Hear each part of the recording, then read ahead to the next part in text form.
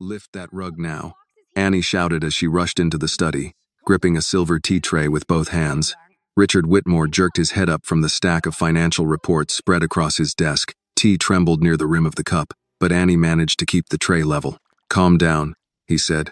"What are you talking about?" Annie hurried across the room, placed the tray on the nearest corner of the desk, and pointed toward the floor beside his chair. The edge of the red Persian rug disappeared beneath the heavy oak desk. "Please stand up and lift that rug right now. Hurry." Or, her voice caught before she could finish. Richard remained seated. He looked at Annie, then at the hand pointing toward the floor. "Did you just give me an order?" Annie swallowed. She knew that one wrong sentence could make him dismiss her before she had a chance to explain. "Yes." The direct answer made Richard pause. Annie had worked at the Whitmore estate for 3 months. During that time, he had never heard her raise her voice. She was always polite, completed every task assigned to her, and rarely entered rooms that were not included on her cleaning schedule. Yet now she stood before his desk with fear written across her face, refusing to lower her hand. "If you wait any longer," Annie continued, "whatever is under there may be gone before midnight." Richard closed the folder in front of him. "What is under there?" "A box." His expression shifted slightly. "Did you open it?" "No." "Then how do you know there is a box?" "I saw one corner of it through the gap beneath the hatch." Richard leaned back in his chair. "You're telling me there is a hidden hatch beneath the rug in my study, and I know nothing about it?" "That's right." "And you discovered it while cleaning the floor?" "One of the marbles rolled to the edge of the rug. When I bent down to pick it up, I noticed the rug had been put back crooked. Most of the floor beneath it was wood, but there was a strip of metal beside the desk." Before Richard could ask another question, footsteps sounded in the hallway. Vanessa Whitmore appeared in the doorway wearing a dark green dress, with a light coat draped over one arm. She entered with her familiar, composed smile. "Are you finished working? I thought we could take a walk before dinner and discuss the foundation event." Richard glanced at Annie. "I was still working until Annie rushed in, started shouting, and insisted that I lift the rug." Vanessa turned toward her. The moment Annie met her eyes, her hands began to tremble. She clasped them together in front of her apron, trying to steady herself. Vanessa looked at Annie, then at the tea tray, and finally at the section of rug beside Richard's desk. "You rushed into my husband's study," shouted loudly enough for the entire hallway to hear, and ordered him to lift that rug. Her voice remained controlled, but all warmth had disappeared from it. "What exactly are you trying to do?" "I'm trying to stop someone from taking what is hidden underneath it." Vanessa's expression tightened. "There is nothing beneath that rug." Annie looked at Richard, then turned back to Vanessa. "You ordered the rug to remain in that exact position. You also made sure no one on the household staff was allowed to move it or clean underneath it. I was protecting an expensive antique from careless handling. There is a metal hatch beneath it." Vanessa stepped forward. "That is enough." Annie flinched at the sharpness of her voice but continued. "I also heard you speaking in the west hallway. You said someone was coming tonight to collect the transfer documents. You said the originals were still hidden in the same place." Vanessa's face changed for a fraction of a second. The surprise vanished almost immediately, replaced by anger. "You listened to a private conversation?" "I was carrying Mr. Whitmore's tea. You stood in the hallway spying on me, and now you have come in here to accuse me of hiding documents in my husband's office? You arranged the rug and whatever is underneath it." "Stop." Vanessa's voice carried through the study. "You have no right to stand here and accuse me. You are an employee in this house, not a member of this family. Whatever you think you heard does not give you permission to enter this room and speak to us this way." Richard rose from his chair. "Annie, do you understand what you are saying?" His voice had grown louder. Annie looked directly at him. "Yes, sir. You are accusing my wife of hiding documents beneath the floor of my study." "Yes. She is my wife." "I know. You have worked here for 3 months. Vanessa has shared my life for years. Do you expect me to believe an accusation like this simply because you saw a piece of metal beneath the rug? No, sir. I expect you to lift it and see for yourself." Vanessa gave a short laugh. "Richard, this is absurd. She could have placed something there herself." Annie's expression tightened. "I didn't. Then perhaps someone paid you to create this scene before tonight's meeting." "No one paid me." Vanessa turned toward Richard. "You cannot allow an employee to storm into your private office, accuse your wife, and then tell you what to do next." Richard studied Annie. She was frightened that much was obvious, but she was not confused. She had not asked for money, made any demands, or tried to leave. From the moment she entered, she had pointed to the same place on the floor. "What exactly did you hear?" he asked. Annie answered slowly. She said everything had been signed. She called you a fool and said you still suspected nothing. Then she said the original documents were hidden in the same place and someone would come for them tonight. Vanessa opened her mouth, but Richard raised a hand to stop her. Did you record it? I tried, but I only captured the final part. Annie reached into her apron pocket. Vanessa immediately stepped toward her. You will not play an illegally recorded private conversation in my home. Richard turned to her. This is my home too, Vanessa. The words stopped her. Annie removed her phone but did not press play. Richard looked at the device in her hand, then down at the rug. If there is nothing beneath it, Vanessa said, you will be teaching this girl that humiliating me was justified. Richard did not answer. He walked around the desk and stopped beside the red rug. Annie stepped back to give him room. Vanessa remained near the door with her arms at her sides. The confidence stayed on her face, but her breathing had quickened. Richard bent down and gripped the edge of the rug. Before pulling it aside, he looked at Annie. If you are wrong, you understand how serious the consequences will be. Yes, sir. And if you are right, then waiting any longer will be even more dangerous. Richard pulled the rug aside. A rectangular iron hatch appeared beneath the oak floor. Fresh scratches surrounded the circular lock. A torn piece of paper was trapped along one edge, and through the narrow gap beneath the lid, the corner of a steel box was visible. Richard slowly straightened. All color drained from his face. Vanessa said nothing. Richard looked at the hatch, then turned toward his wife. You just told me there was nothing under there. Vanessa's lips parted, but no words came out. Richard walked to the desk and picked up the telephone. Lock every gate, he told the security office. No one leaves the estate. Richard kept the receiver pressed to his ear until the head of security confirmed that both entrances had been locked. He set the phone down and turned his attention toward the study door. Close it. Annie moved at once. She shut the door gently, then stepped aside and remained near the entrance. Vanessa was still standing beside the bookshelves, one hand holding the coat she had brought with her before heading outside. Richard pointed toward the open space at the far end of the room. Stand over there, where I can see you. Vanessa narrowed her eyes. You cannot be serious. I just discovered a hidden compartment beneath the floor immediately after you insisted there was nothing there. I have never been more serious. You found an old piece of construction beneath a rug. It proves nothing. Richard knelt beside the iron hatch. Thin, fresh scratches surrounded the circular lock, suggesting that someone had recently worked at it with a metal object. He gripped both edges of the lid and tried to lift it, but it rose only a few inches before catching. Annie, open the top drawer of my desk. She hurried to the desk and pulled it open. There is a small leather case on the right. Annie found it and brought it to him. Inside were several tools Richard used for minor repairs around the house. He selected a flat steel bar and slid its edge beneath the latch. Vanessa immediately stepped toward him. Richard, stop. You are going to damage the floor. He looked up. That is what concerns you? I am trying to stop you from damaging the house because of an accusation made by a panicked employee. Annie lowered her eyes slightly, but Richard noticed. Do not speak about her as though she is not standing here. Vanessa looked at him in disbelief. Now you are taking her side? I am not taking anyone's side. Richard tightened his grip on the steel bar. I am opening this hatch. He forced the bar downward. The latch released with a sharp metallic crack. Richard lifted the iron lid. Beneath the oak floor was a shallow, concrete-lined compartment. A gray steel box sat in the center. Dust covered its surface, but the handle was noticeably cleaner, as though someone had used it recently. Annie immediately recognized the metal corner she had seen through the gap beneath the rug. Richard reached down, lifted the box out, and placed it beside the edge of the rug.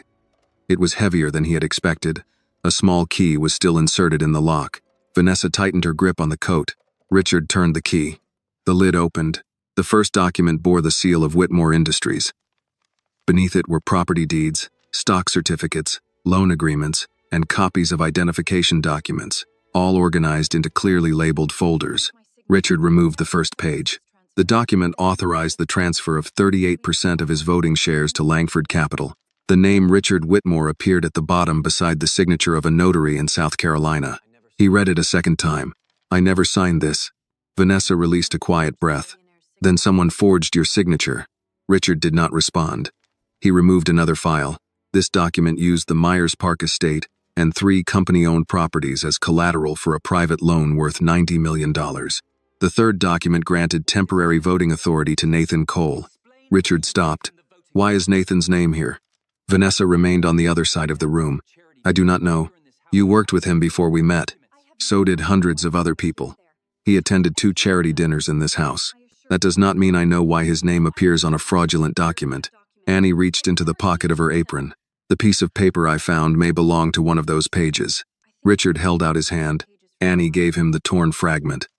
Richard placed it beside the transfer agreement. The ripped edges matched almost perfectly. Vanessa immediately shook her head. She could have taken it from the box. I never opened the box, Annie said. You expect us to believe you? Annie looked toward Richard. Mr. Whitmore can examine the dust around the lock. The paper I found was caught outside the lid. If I had opened the box, the marks around it would not still be undisturbed. Vanessa turned sharply toward her. You seem to know quite a lot about evidence for someone hired to clean floors. Heat rose to Annie's face, but her voice remained steady. I do not know much about evidence. I only remember exactly where I found the paper. Richard continued fitting the 2 pieces together. Annie's fragment was the missing section of a schedule listing several classes of company stock. His forged signature extended across both pieces. He placed the documents on the desk and held out his hand toward Annie. Your phone. She took it out and gave it to him. Vanessa stepped forward. Richard, you cannot seriously intend to use a recording made without my consent.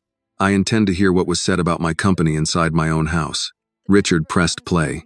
Vanessa's voice came through the speaker. Everything has been signed. That fool still does not suspect a thing. After a brief pause, her voice continued. The originals are still hidden in the same place. Once they are moved, he will not be able to stop us. Richard played the recording a second time. He did not take his eyes off Vanessa while it played. When the recording ended, she spoke. It is incomplete. It is clear enough. You do not know who I was talking about. You referred to signed transfer documents hidden in the same place. We are now standing beside forged transfer papers hidden beneath a rug you forbade every member of the staff from touching. I was talking about assets belonging to the foundation. Which foundation? Vanessa hesitated for a moment. The Whitmore Community Foundation. Richard lifted the share transfer agreement. The foundation does not own these shares. I was not talking about these documents. Then which originals were supposed to be collected tonight? Vanessa did not answer directly. Her voice turned sharp. I will not stand here and be interrogated in front of a housemaid. Richard's expression changed. She is here because she found what you tried to hide from me. If Annie's courage touched your heart, please like this video, comment where you are watching from, and subscribe to our channel for more powerful stories. You still have not proven that I hid it. Then explain why you forbade the staff from cleaning beneath this rug. It is very expensive. More expensive than every other rug in this house? I did not want anyone touching it. Why? Because it belonged to my grandmother. Richard bent down and turned over one corner of the rug. The manufacturer's label was still attached to the fabric. He read the printed line. No, it did not. He looked up. You bought it in Atlanta 18 months ago. Vanessa said nothing. Richard returned the phone to Annie. Did you hear the voice of the person on the other end of the call? No, sir. Did Vanessa mention the person's name? No. She only said the person should enter through the service gate after 10. Richard looked at the clock on his desk. 8:27. He immediately picked up the phone and called David Mercer, the head of estate security. Come to the study now. Bring 2 people you trust. I also want someone watching the service gate from a position that cannot be seen from the road. Vanessa turned toward the door. I am calling my attorney. You may call when David arrives. You have no right to keep me here. I am preserving evidence until the police determine who forged these documents and who intended to remove them. This is still my home. Richard lifted the transfer agreement, and those are still forged signatures bearing my name. Vanessa reached for the doorknob. Annie immediately stepped aside and made no attempt to block her. But before Vanessa could open the door, Richard spoke. If you leave this room, I will make it clear to everyone in this house that you attempted to walk away immediately after a box containing fraudulent transactions benefiting your former financial advisor was discovered. Vanessa's hand remained on the doorknob. Several seconds passed. At last, she let go. Richard separated the documents into individual stacks but removed nothing else from the box. He handled each page only by the edges, avoiding the signatures and seals. Annie, do not touch these documents again from this point forward. Yes, sir. A firm knock sounded at the door. David Mercer entered with 2 security officers. He was 56, broad-shouldered, and his eyes moved quickly over every detail before he asked a question. He saw the open iron hatch, the steel box on the floor, and Vanessa standing apart from the others. What happened? Richard pointed toward Annie. She found the hatch. My wife insisted there was nothing beneath it. Inside the box are forged documents designed to transfer my shares and use my properties as collateral for loans I never approved. David stepped closer but did not touch the box. Has anyone left the estate since both gates were locked? No, Richard replied. One of the security officers touched his earpiece. Sir, there is a vehicle parked near the service gate. Its lights are off, but the engine is running. The remaining color drained from Vanessa's face. David turned toward her. Were you expecting someone tonight, Mrs. Whitmore? Vanessa did not answer. Outside the window, a pair of headlights appeared beyond the trees. David raised one hand, and the two officers moved without waiting for further instructions. One went toward the rear corridor, while the other spoke quietly into his radio. The headlights beyond the trees stopped several yards from the service gate. Keep the gate closed, David said. Do not approach the vehicle unless it attempts to enter. Richard remained beside the desk. Can you identify it? Not yet. The license plate is partly covered by the hedge. Vanessa folded the coat over her arm. People stop outside these gates all the time. Delivery drivers miss the entrance. Guests use the wrong driveway. You are turning a coincidence into evidence. David looked at her. Did you invite anyone to use the service gate tonight? No. Did you tell anyone it would be open after 10? No. Annie still held her phone. She wanted to explain that she had heard Vanessa mention the entrance, but David had already heard enough to understand the connection. Richard pointed toward the chairs near the fireplace. Sit down, Vanessa. I would rather stand. That was not a suggestion. Vanessa studied him before taking the chair farthest from Annie.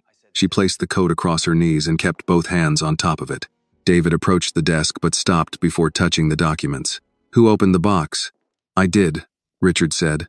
Anyone else handle the contents? Annie gave me the torn page she found. I matched it to one of the transfer schedules. Other than that, only I touched them. David turned to Annie. Did you enter the compartment at any point? No, sir. I only saw the metal seam in the corner of the box. Did you move anything besides the paper caught in the lid? No. He nodded. Good.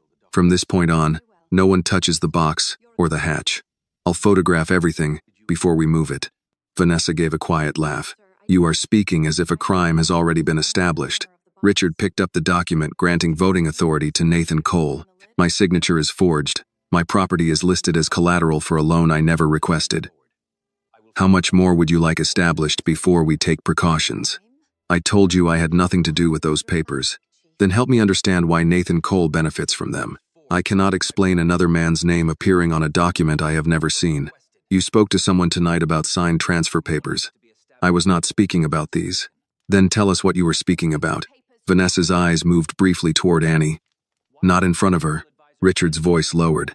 She is the reason those documents are still in this room. She is an employee. So is David. So are half the people who built my company. Employment does not make a person incapable of telling the truth. Vanessa's mouth tightened. You are humiliating me to defend a girl who admits she listened to a private call. Annie spoke before she could stop herself. I did not follow you. I was carrying the tea through the hallway. Vanessa turned toward her. You stood out of sight and recorded me. Because of the paper beneath the rug. You decided what my words meant before you knew anything. I knew you said the originals were hidden in the same place. Enough, Richard said. A voice came through David's radio. The officer at the rear entrance had moved to a window overlooking the service road. Vehicle is a black Chevrolet Suburban, one occupant visible. Driver is using a phone, no attempt to approach the gate. David asked, plate? The officer read out the number. David repeated it to the second officer. Run it through the private database.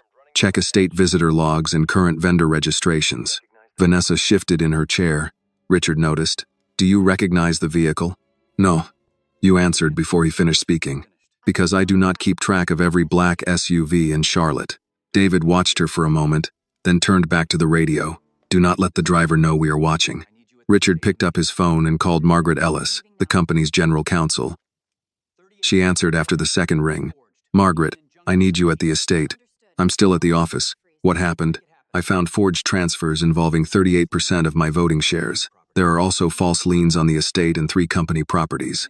Her tone changed immediately. Do not move or destroy anything. Who is named as the recipient? Langford Capital. Nathan Cole has temporary voting authority. There was a short silence. Where did you find the documents?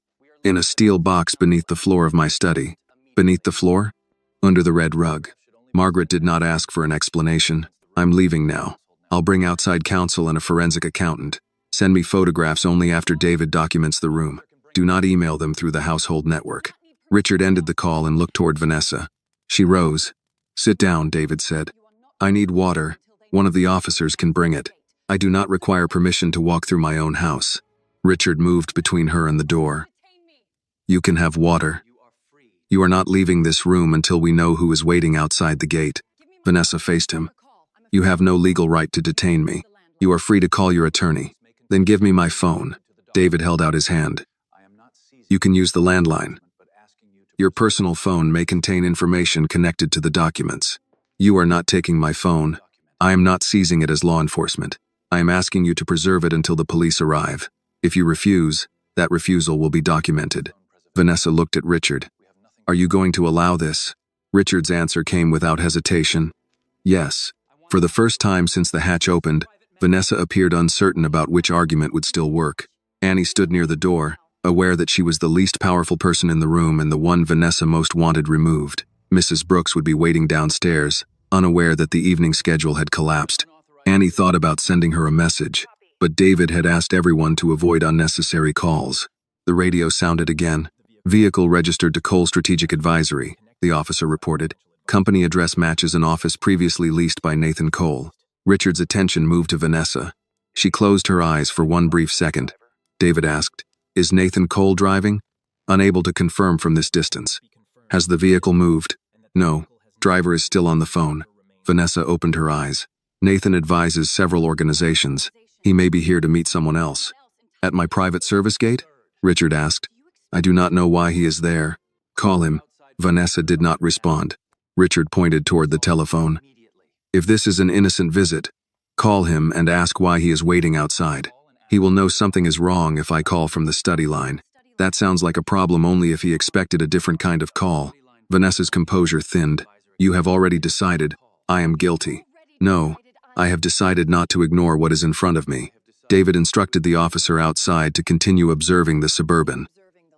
Then he began photographing the hatch, the box, and each visible document without removing them from their original order.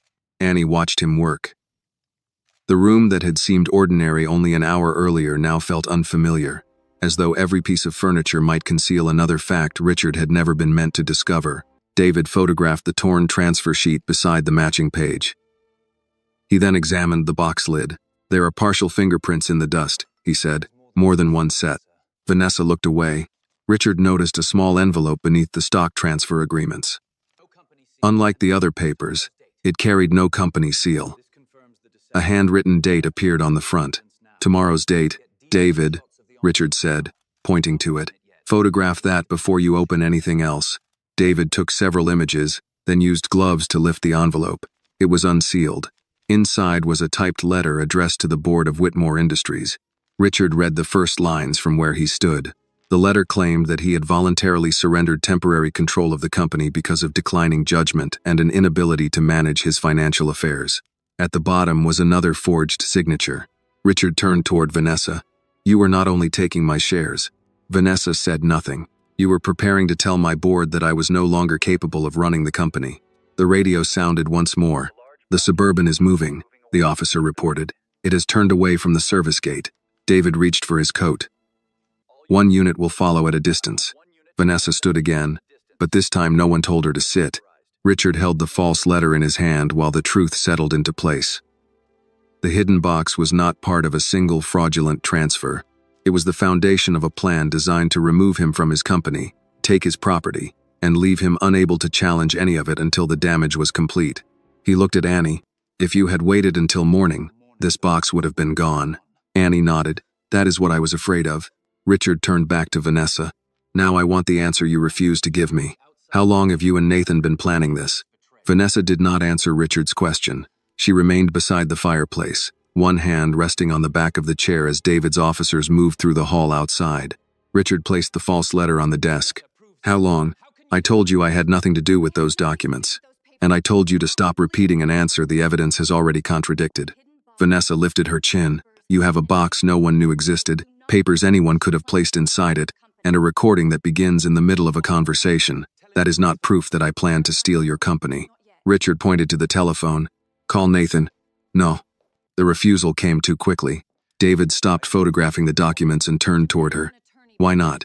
Because I want an attorney before this goes any further. That is your right, Richard said. Use the landline. Vanessa looked at Annie. Not while she is here. Annie moved toward the door.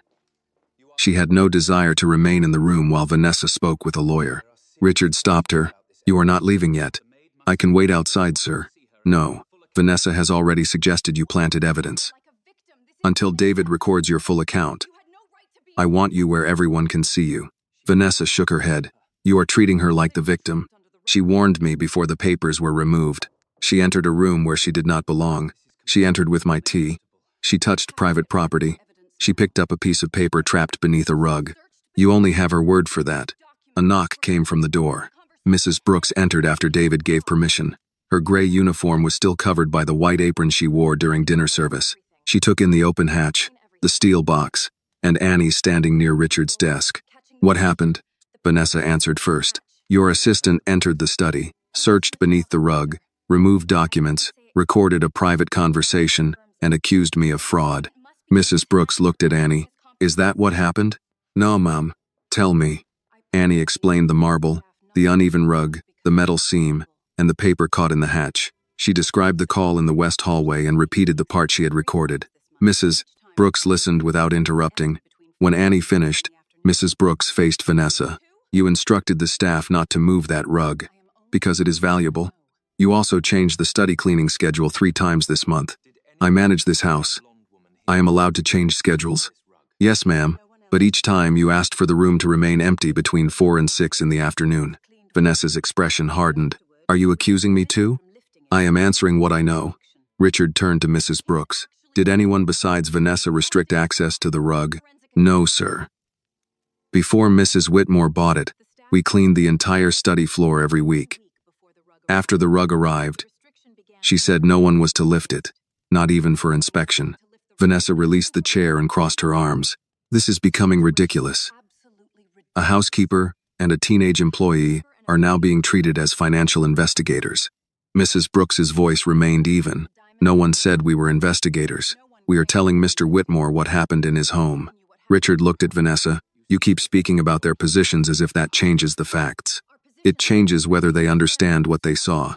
Annie understood enough to stop a man connected to Nathan from collecting the box. You do not know that the driver came for the box. David's radio sounded. The officer following the Suburban reported that the vehicle had entered a parking garage near South Park and stopped beside another car.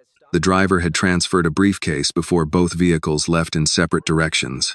Can you identify either driver? David asked. Not yet. Garage cameras may have the plates. David instructed the officer not to continue without law enforcement support. He then called a former colleague in the Financial Crimes Division and requested immediate assistance. Vanessa turned toward Richard. You are involving the police before speaking to me privately. You had more than enough time to speak privately. You used it to arrange for someone to come through my service gate. You do not know who I called. Then tell me. I will tell my attorney. Richard nodded toward the telephone. Call. Vanessa crossed to the desk but stopped before picking up the receiver. I want my personal phone, David answered. You can read the attorney's number from it while I hold the device. You will not delete or send anything. You have no authority to make that demand. I am asking you to preserve potential evidence voluntarily. If you refuse, I will note the time, the request, and your response before the police arrive. Vanessa looked to Richard for support. He said nothing. David held out her phone. She read the number from the contact list, then used the landline. Her attorney agreed to come to the estate and instructed her not to answer further questions. When the call ended, Vanessa moved toward the chair again. This conversation is over. Richard gathered the forged documents into the order in which David had photographed them. The questions may be over for now. The consequences are not. Vanessa sat. You have already decided what you want to believe. I believed you when you said the rug was empty. I did not know about the hatch. You bought the rug. That does not mean I installed something beneath it. You hired the company that refinished this floor 18 months ago. Vanessa's face changed. Richard noticed immediately. What was the company's name? I do not remember. You reviewed every invoice for the renovation. I reviewed dozens of invoices. Mrs. Brooks spoke from beside Annie. The crew wore gray shirts with a red triangle on the back. They came after the regular flooring contractor had finished. David opened a tablet and searched the estate vendor records. Red triangle restoration, he said. 3-day job. Payment approved through the Whitmore Community Foundation. Richard looked at Vanessa. Why did a charity foundation pay for work in my private study? It may have been coded incorrectly. Who submitted the invoice? David scrolled through the record. Authorization came from Vanessa's foundation account. The vendor's mailing address is a private mailbox. Owner, Richard asked. I'll have to trace it. Vanessa's attorney arrived 25 minutes later, followed by Margaret Ellis and an outside forensic accountant. Margaret entered the study carrying a leather case and wearing the same navy suit she had worn at the office. She greeted Mrs. Brooks and Annie before approaching the desk. Has anything been removed from the room? Only the papers Richard handled before David arrived, David said. Everything has been photographed. Margaret put on gloves and examined the first transfer agreement. This is not an amateur forgery. Richard pointed to the percentage. Could it take control from me? If the documents were accepted and combined with the shares already available to outside investors, yes. At minimum, they could force an emergency board vote and freeze your authority while the signatures were challenged. How long would that take to undo? Months, possibly longer. Richard looked toward Vanessa. She sat beside her attorney, who quietly warned her not to respond. Margaret examined the false letter concerning Richard's judgment. This is designed to make the transfer look voluntary. It also creates a reason for the board to disregard any objection you make afterward. So even if I discovered it, they planned to say I was confused. That appears to be the strategy. Annie listened from near the door. The scheme no longer sounded like someone stealing money from an account. It was an attempt to take Richard's name, authority, home, and credibility at the same time. Margaret noticed her. You are Annie Carter? Yes, ma'am. You found the paper? Yes. And you recorded the call? Only the end. Margaret held out her hand. May I hear it? Annie gave her the phone. After listening twice, Margaret handed it back. You did the right thing by preserving this. Vanessa's attorney stood. My client disputes the interpretation of that recording and denies any knowledge of the documents. From this point forward, all questions should come through me. Margaret faced him. That will be respected. The estate will also preserve every device, access record, vendor file, and security recording connected to this matter. You cannot restrict Mrs. Whitmore from leaving her own residence. No one is preventing her from leaving, Margaret said. But if she chooses to go before law enforcement arrives, that decision will be documented. Vanessa rose slowly. For a moment, Annie thought she would walk out. Instead, Vanessa looked at Richard. After everything I have done for this family, you are letting strangers decide who I am. Richard's answer was quiet. No, Vanessa. The documents are showing me what you did. What they say about who you are will depend on what we find next. A vehicle stopped outside the front entrance. David checked the security monitor. 2 detectives stepped onto the porch, followed by a federal financial crimes agent. Richard looked at the open steel box, then at Annie. The truth had begun with a marble and a crooked edge of fabric. Now it had reached the front door carrying badges, evidence bags, and questions Vanessa could no longer dismiss. The 2 Charlotte Mecklenburg detectives entered first, followed by a federal financial crimes agent carrying a hard case and a narrow evidence kit. David met them at the study door and gave a brief account before allowing anyone inside. Detective Laura Bennett introduced herself, then pointed to the open hatch. No one touches anything until our technician documents the room. Richard nodded. David has already taken photographs.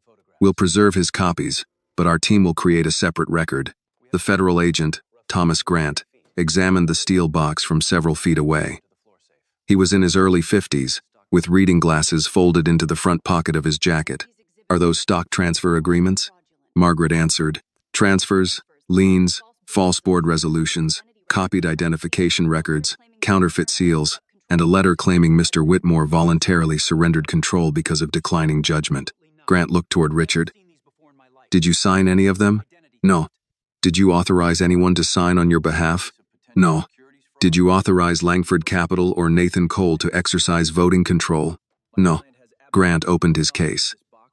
Then we will treat this as potential securities fraud, identity fraud, forgery, and conspiracy. That may expand after we review the documents. Vanessa's attorney stepped forward. My client denies any connection to the box or its contents. Grant acknowledged him with a short nod. Then your client's position will be included in the report. Vanessa sat near the fireplace, her coat still folded over her knees. She no longer tried to explain the documents. Her attorney kept one hand near her chair and quietly reminded her not to answer questions. A crime scene technician photographed the rug before moving it farther from the hatch. He measured the opening, collected prints from the iron lid, and placed markers beside the fresh scratches around the lock. Each document was photographed inside the box before being transferred into a numbered evidence sleeve. Richard remained beside Margaret, following every movement. Agent Grant lifted the false voting agreement by its edges. This notary commission number can be checked tonight. If it is stolen or fabricated, we will know quickly. Margaret pointed toward the signature. The forgery appears to be assembled from genuine samples.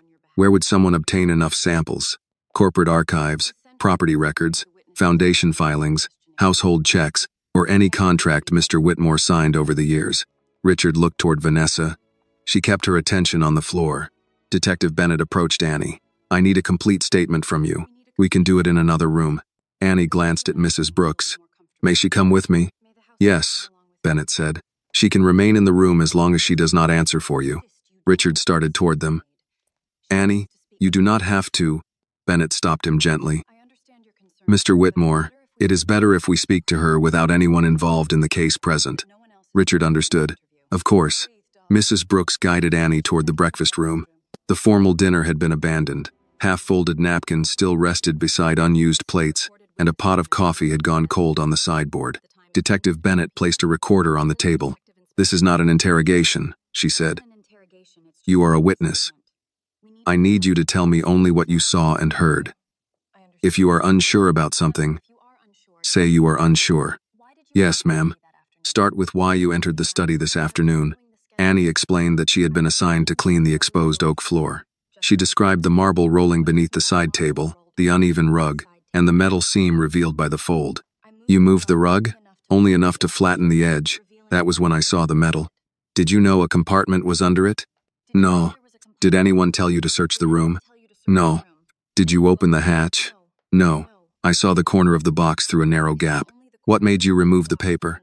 It was caught between the lid and the frame. Part of it was already outside. Did you understand what the paper meant? Not completely. I recognized Mr. Whitmore's company name, the share percentages, and his signature. The signature looked wrong. Bennett raised an eyebrow. How did you know what his signature normally looked like? I have seen him sign delivery forms and household receipts. Did you take the paper because you believed it might be valuable? No. Did you plan to ask for money? No. Mrs. Brooks shifted slightly beside her but remained silent. Bennett continued. Why did you not report it immediately? Annie folded her hands on the table. I was not sure what I had found. Mrs. Whitmore had ordered the staff not to move the rug. I knew that if I accused someone without proof, I might not be allowed to explain. Because you were afraid of losing your job? Yes. Anything else? Annie hesitated. I knew people might assume I had gone through private property because I wanted something. Detective Bennett let the answer stand. Tell me about the phone call. Annie described carrying the tea through the west hallway and hearing Vanessa speak from the recessed corner near the windows. She repeated each sentence she remembered, then explained when she activated the recording. Did Mrs. Whitmore see you? I do not think so. You are not certain? No. She turned when the clock chimed, but I had already moved behind the corner. Did you alter the recording? No. Send it to no one? No. Did you play it for anyone before Mr. Whitmore? No. Bennett took Annie's phone, placed it in airplane mode, and copied the file onto an evidence device without deleting the original. Mrs. Brooks spoke only after the formal questions ended. May I clarify one point? Bennett nodded. No member of the household staff was permitted to lift that rug. Mrs. Whitmore repeated the instruction several times. Annie would not have known what was beneath it unless the edge had already been disturbed. That will be included in your own statement, Bennett said. When Annie left the breakfast room, the estate felt different. Officers moved between the study, the service entrance, and the security office. The evening meal remained untouched. The quiet routine of the house had been replaced by radios, evidence bags, and closed doors. Richard stood in the main hallway with Margaret. When he saw Annie, he approached but stopped at a respectful distance. Are you all right? Yes, sir. Did they treat you properly? They asked what happened. Mrs. Brooks answered more firmly. She handled herself well. Richard looked at Annie's apron, then at the polished floor she had been cleaning only hours earlier. I should have listened before making you defend yourself in front of Vanessa. You did listen. Not immediately. Annie did not answer. There was no useful way to comfort a man who had just discovered that his marriage and company had been used against him. David came from the security room holding a printed visitor log. We found Nathan Cole's access pattern. He entered through the service gate 4 times in the last 6 months. Each visit used a temporary contractor badge. Richard took the page. I was out of town on all 4 dates. Yes. Who approved the badges? David pointed to the final column. Vanessa's household authorization code. Margaret read the entries. The visits align with the dates several forged documents entered external systems. Agent Grant joined them. We also checked the notary number. It belongs to a woman in Greenville who reported her seal stolen 8 months ago. Richard's grip tightened on the visitor log. Can the transfers still be stopped? Margaret answered. We have emergency holds in place, but I need access to the corporate systems tonight. Some documents are already pending review. I'm coming with you. No, you remain here and cooperate with investigators. If someone prepared a claim that your judgment is impaired, we do not give them evidence that you abandoned a crime scene to interfere with company records. Richard disliked the instruction, but he knew she was right. The front door opened. 2 officers escorted Vanessa toward a waiting vehicle, while her attorney followed. She had not been formally arrested, but investigators required a separate interview away from the estate. As she passed Annie, Vanessa stopped. You have no idea what you started. David moved between them. Keep walking, Mrs. Whitmore. Vanessa turned toward Richard instead. When this falls apart, remember that you chose strangers over your wife. Richard's face remained controlled. No. I chose evidence over an explanation that changed every time someone asked a question. Vanessa left without another word. Annie watched the vehicle move beyond the gates. Only then did she realize how tightly she had been holding her hands. Mrs. Brooks touched her arm. You have done enough for one night. Richard looked toward the study, where the red rug remained folded beside the open floor. No, he said quietly. She did what the rest of us failed to do. She noticed. A technician carried the sealed steel box through the hallway. Beneath the lid were documents designed to remove Richard from his company before he understood he was under attack. Margaret gathered her files and headed for the door. If the final transfer request is already in the system, we may have only a few hours. Richard followed her to the entrance. Call me the moment you know. I will. As her car left for uptown Charlotte, Agent Grant returned from the study with another evidence sleeve. Inside was a handwritten list of account numbers, payment dates, and employee initials. One set of initials appeared beside 5 separate transfers from Langford Capital. Margaret had been right. The conspiracy did not end with Vanessa and Nathan. Someone inside Whitmore Industries had been helping them. Agent Grant placed the evidence sleeve on the console table without opening it. The initials appear beside 5 payments from Langford Capital, he said. We will need payroll records and a current employee directory before we can identify anyone. Richard read the letters through the plastic. M.H. Margaret had already left for Whitmore Industries, but Richard called her before she reached the end of the estate drive. She answered through the car speaker. We found a payment list, he said. 5 transfers marked with the initials M.H. Margaret was silent for a moment. There are at least 6 employees with those initials. Anyone with access to archive signatures? Possibly. I will have human resources prepare a restricted list, but no one contacts the employees yet. We cannot warn the person involved. Call me when you reach the office. I will. Richard ended the call and returned the phone to his pocket. Agent Grant studied the initials. Do not assume they identify an employee. They could refer to a department, an account, or a person outside the company. Richard nodded, though patience was becoming harder to maintain. Every document revealed another part of a plan that had been operating around him while he signed reports, attended meetings, and returned home believing his company was secure. Detective Bennett approached from the breakfast room. We have Annie's statement and a verified copy of the recording. Mrs. Brooks will give her statement next. Is Annie free to leave? Richard asked. Yes, we may need to speak with her again, but she has cooperated fully. Richard found Annie near the staff entrance, removing her apron and folding it over one arm. Her mother had been called and was driving to the estate. You should go home, he said. Annie looked toward the study. Do you need me to finish anything first? No. The dining room is still set. It can wait. She nodded, but did not move. Richard noticed that her hands were no longer trembling. Fatigue had replaced the fear that had carried her into his study. "I owe you an apology," he said. "For what?" "For demanding that you justify yourself before I check the floor." "You did check, only after reminding you that Vanessa was my wife." Annie lowered her eyes briefly. Anyone would have wanted to protect their family. "That does not excuse dismissing the person who brought the warning. I did not expect you to believe me immediately." "Why not?" She considered the question. "Because I work here." Richard waited. "And because I am 18, she added. People hear those two things before they hear the rest. Richard did not offer an easy denial. He remembered how quickly he had measured her accusation against Vanessa's place in his life, instead of measuring it against the details Annie provided. "You should not have needed to shout to be heard." "No, sir." The answer carried no anger, which made it harder for him to avoid. A compact sedan stopped at the front entrance. Denise Carter stepped out before David's officer could reach the door. She wore navy scrubs beneath a brown coat and had driven directly from an evening shift at an assisted living facility. Annie crossed the foyer. "Mom." Denise took her daughter by the shoulders. "Are you all right?" "I'm fine. I received a call saying the police were here and you were giving a statement. I found something in the study." Denise looked past her toward Richard, then at the officers moving through the hall. "What kind of something?" Richard approached, but left enough distance for Denise to remain beside Annie. "Mrs. Carter, I'm Richard Whitmore. I know who you are." Her tone was respectful but guarded. "Annie discovered forged financial documents hidden beneath my study floor. She warned me before someone could remove them." Denise looked at Annie. "You went under his floor?" "No. A paper was caught in the lid. I saw it when the rug shifted." "She did not search my office," Richard said. "The discovery was accidental." Denise's attention returned to him. "Is anyone accusing her of stealing?" "No." "Did anyone search her things?" "No."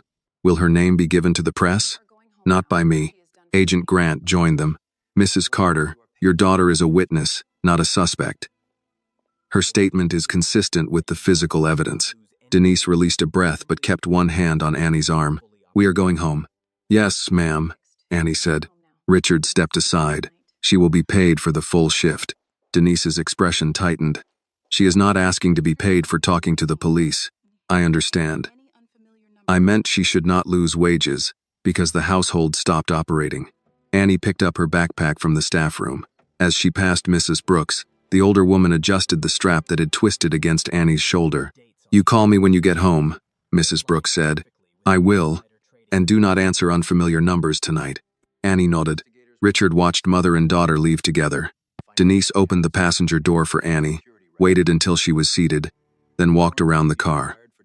The sedan moved down the drive and passed through the gate. Agent Grant returned to the evidence table. "We will need access to your corporate systems, financial accounts, and estate security records. Warrants may be required for devices controlled by Mrs. Whitmore or Mr. Cole. You will have everything my counsel permits." "That is the right answer." Richard looked toward the staircase. Vanessa's absence had changed the house more than he expected. Her flowers remained on the hall table. Her reading glasses rested beside a magazine in the sitting room. A scarf hung over the back of a chair. Each ordinary object now seemed connected to questions he had not asked. David came from the security office carrying a tablet. "We recovered 6 months of service gate entries. Nathan's vehicle appears on 4 dates, but there is something else. The main study camera lost power during each visit." "Only that camera?" "Yes. The rest of the system remained active. Who can disable one camera without triggering an alarm? Someone with administrative access or someone physically disconnecting the line." Richard looked toward the open study door. "The wiring panel is inside the west service closet." David nodded. "Vanessa has a household access code, but so do 3 senior employees." "Mrs. Brooks?" "She has one."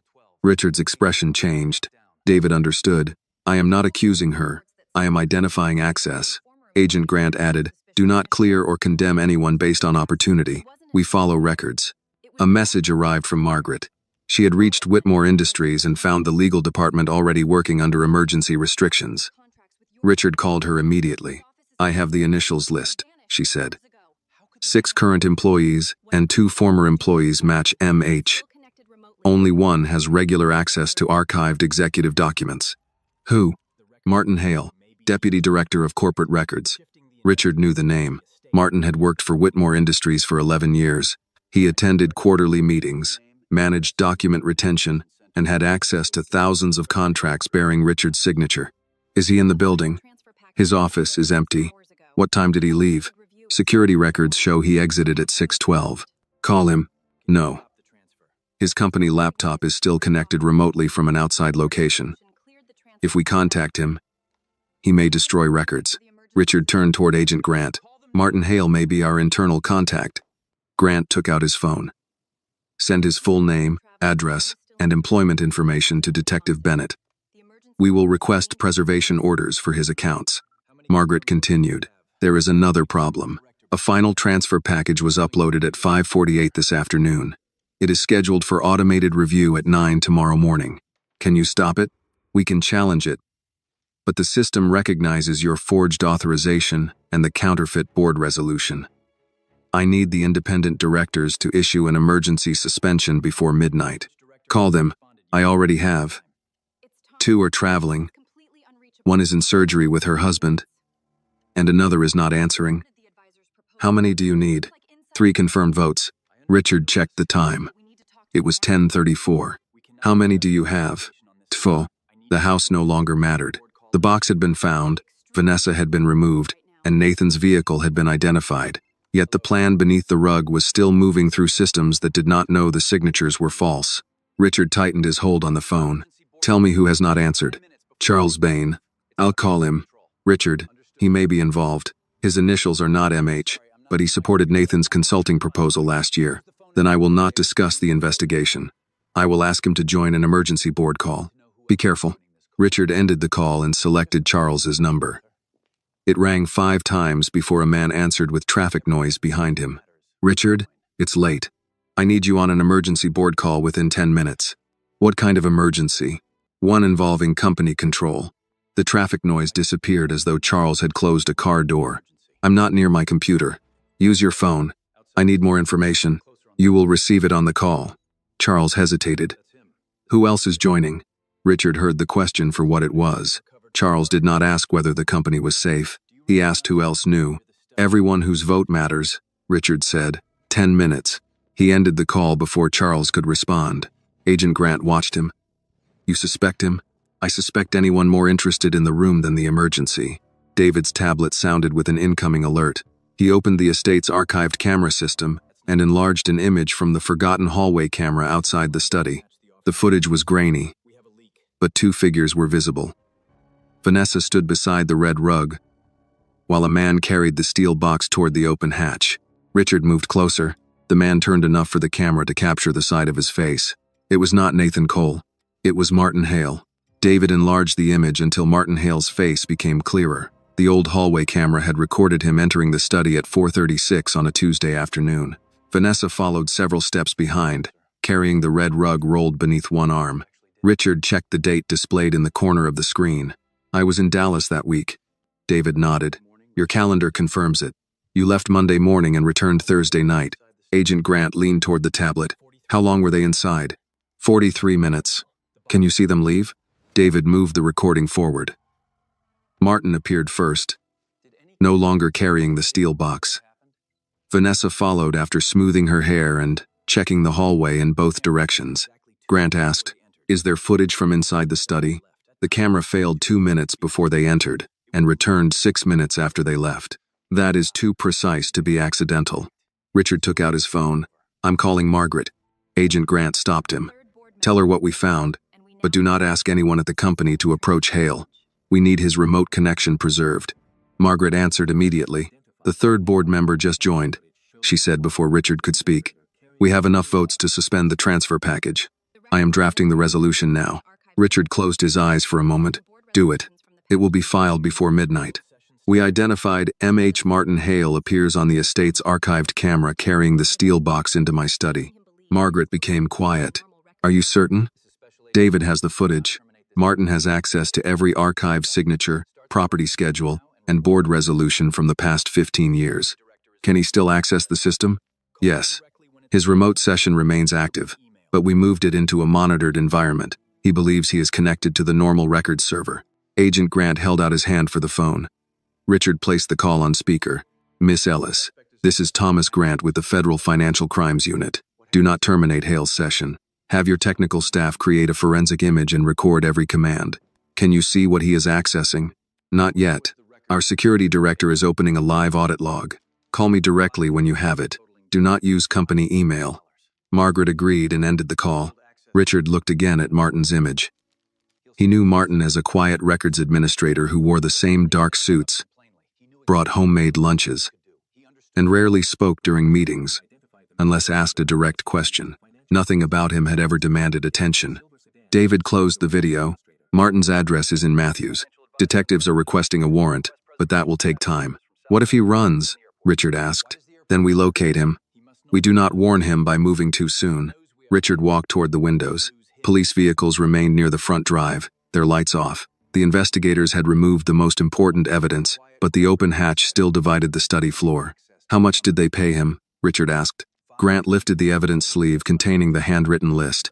5 transfers total just under $200,000.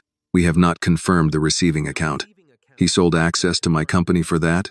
People rarely describe it to themselves that way.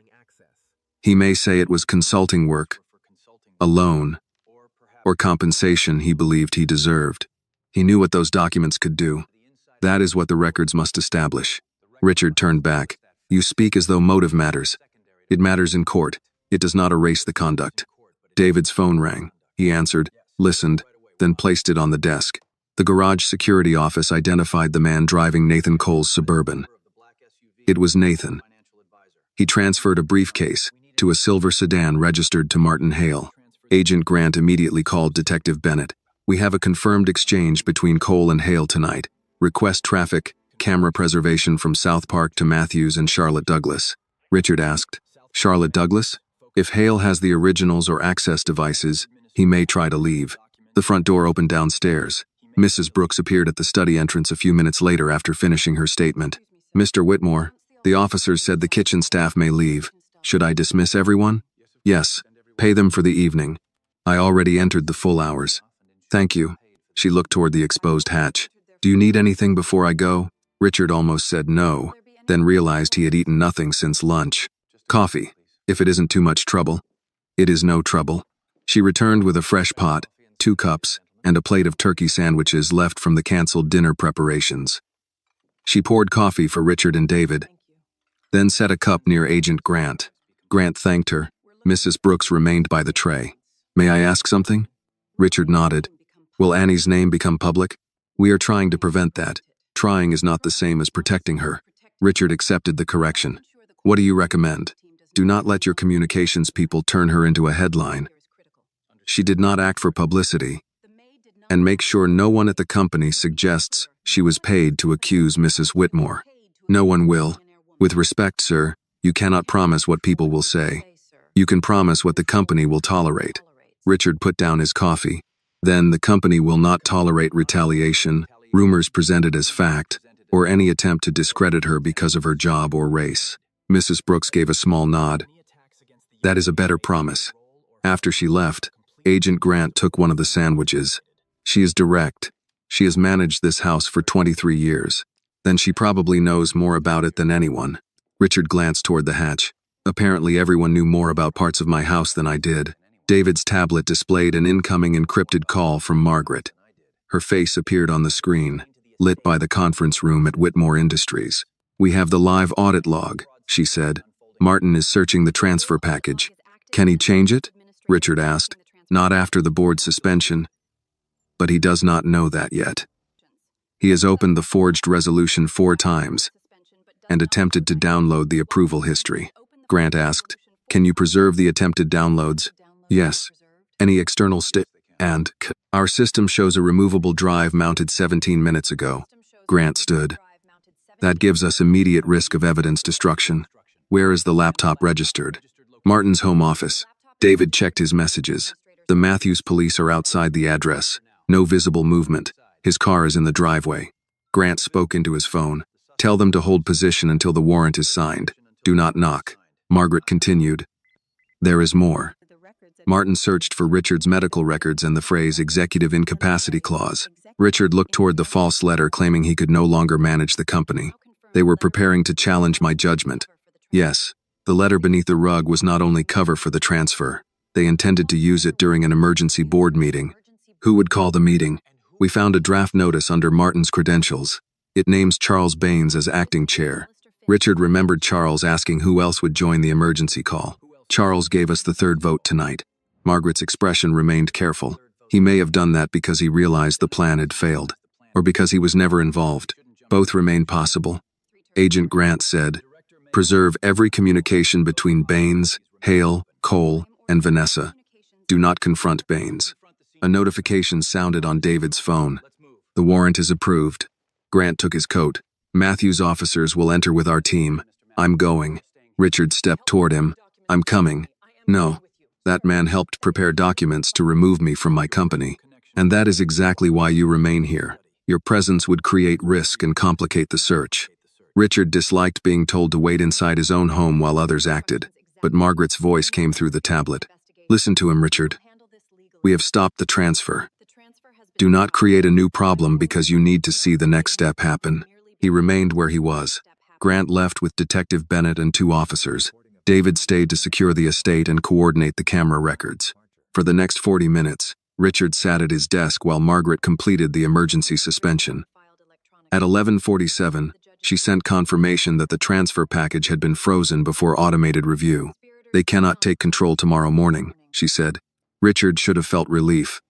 Instead, he looked at the exposed floor and understood how close the plan had come to succeeding. David's radio broke the quiet. "Search team has entered Hale's residence. Subject is in custody. No resistance." Richard stood. The next message came several minutes later. They found the company laptop, a removable drive, counterfeit seals, and a packed suitcase. Margaret asked, "Anything linking him directly to Vanessa or Nathan?" David listened to the officer, then looked at Richard. "There is a second phone on the desk. The most recent message was sent to Vanessa at 8:19 tonight." "What does it say?" David read it aloud. Annie saw the hatch. "Get the box before Richard opens it." Richard looked toward the doorway where Annie had stood with the tea tray, risking her job to make him listen. Martin had known her name. More troubling, he had known about her discovery before she entered the study. Someone inside the estate had warned him. Richard read the message again. Annie saw the hatch. "Get the box before Richard opens it." The timestamp showed 8:19 p.m., several minutes before Annie entered the study with the tea tray. David placed the tablet on the desk. "Martin sent this to Vanessa. The question is how he knew." "Someone in the house told him," Richard said. "Possibly, but we should not assume that yet." Mrs. Brooks had already left. The remaining household staff had been dismissed one at a time after officers recorded their names and contact information. David ordered the security team not to call anyone back until investigators understood how information had left the estate. Richard walked toward the exposed hatch. Annie discovered this in the afternoon. Mrs. Brooks called her away. If another employee saw her near the rug, that person may have warned Martin, or Martin may have been watching remotely. Richard turned. Through the security system? The main study camera was disabled during his visits, which means he understood how the network worked. He may have kept access afterward. David opened the estate's camera administration records. The system listed every authorized user, but several older vendor accounts had not been removed after renovations. One account belonged to Red Triangle Restoration, the company that had worked on the study floor. "It should have expired 18 months ago," David said. "Can you see whether it was used today?" David entered the date and waited for the report to load. A series of remote connections appeared on the screen. The vendor account had accessed the hallway cameras 3 times that afternoon. The final connection began at 4:11 and remained active until 8:22. Richard checked the locations. West hallway, study entrance, service corridor. David nodded. Someone using Martin's old vendor credentials could watch most of Annie's route through the house. Could he see the rug? Not directly. The camera inside the study was offline, but the hall camera would show Annie entering and leaving. If she spent longer than expected near the study and carried a piece of paper out, Martin may have realized what happened. Richard remembered Annie standing at his desk, afraid she would be dismissed before she could explain. While she questioned whether to speak, the people behind the scheme already knew she had found something. "Can you confirm the remote connection came from Martin's house?" "Not without the provider records, but the technical team can compare it to his laptop." David called Agent Grant and reported the vendor account. Grant instructed him to preserve the logs and send them through the encrypted evidence portal. Richard's phone rang before David ended the call. Margaret was still at Whitmore Industries. We completed the emergency filing, she said. The transfer is suspended, and every related account has been flagged. What about Charles Baines? He joined the board call and voted for the suspension. He asked several questions about how the documents were discovered. What kind of questions? Whether the box was found by an employee, whether police had the originals, and whether Nathan had been contacted. Richard walked to the window. Did you answer? Only what was necessary for the vote. Do you think he is involved? I think he knows more than he has said. That is not the same thing. David heard the exchange. Ask Margaret whether Charles has access to estate schedules. Richard repeated the question. Not directly, Margaret answered, but he receives your travel calendar before quarterly meetings. He knew you were in Dallas when Martin brought the box into the study. Preserve his communications. Already underway. Margaret paused. There is something else. The compliance team found an email Martin deleted from his company account 3 days ago. The recovery copy contains an attachment named Succession Timeline. What is in it? A schedule beginning tomorrow morning. At 9, the transfer package enters review. At 10:30, Charles calls an emergency board meeting. By noon, the board receives the letter claiming you voluntarily stepped aside. At 2, Nathan submits temporary authority to 3 banks. Richard looked at the false incapacity letter on the evidence table. And Vanessa? Her name appears beside a 6 p.m. departure from the estate. Departure to where? The schedule says private residence, no address. The words carried more weight than the financial steps. Vanessa had not planned to remain beside him once the company was taken. She intended to leave the house after the board accepted the lie that he could no longer manage his own affairs. Was I supposed to be here while this happened? Margaret's voice softened. The schedule says you would be taken to a medical facility for evaluation. Richard said nothing. David moved closer to the phone. Does it name a doctor? A Dr. Samuel Kent. Richard knew the name. Kent had attended 2 charity dinners and once spoke with Vanessa about private elder care facilities, though Richard was only 50 and had no condition requiring evaluation. Call the licensing board, Richard said. Find out whether Kent knows his name is being used. I will. After the call ended, David returned to the archived camera footage. He selected the west hallway feed from the afternoon and advanced to the time Annie cleaned the study. The angle showed only the doorway and part of the corridor.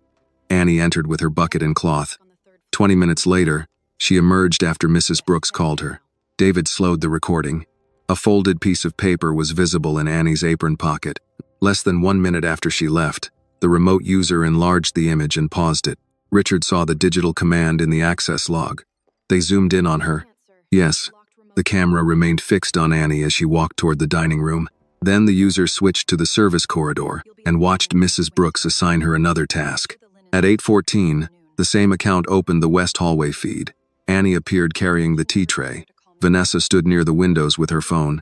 The remote user watched both women. Martin did not need a second person inside the estate.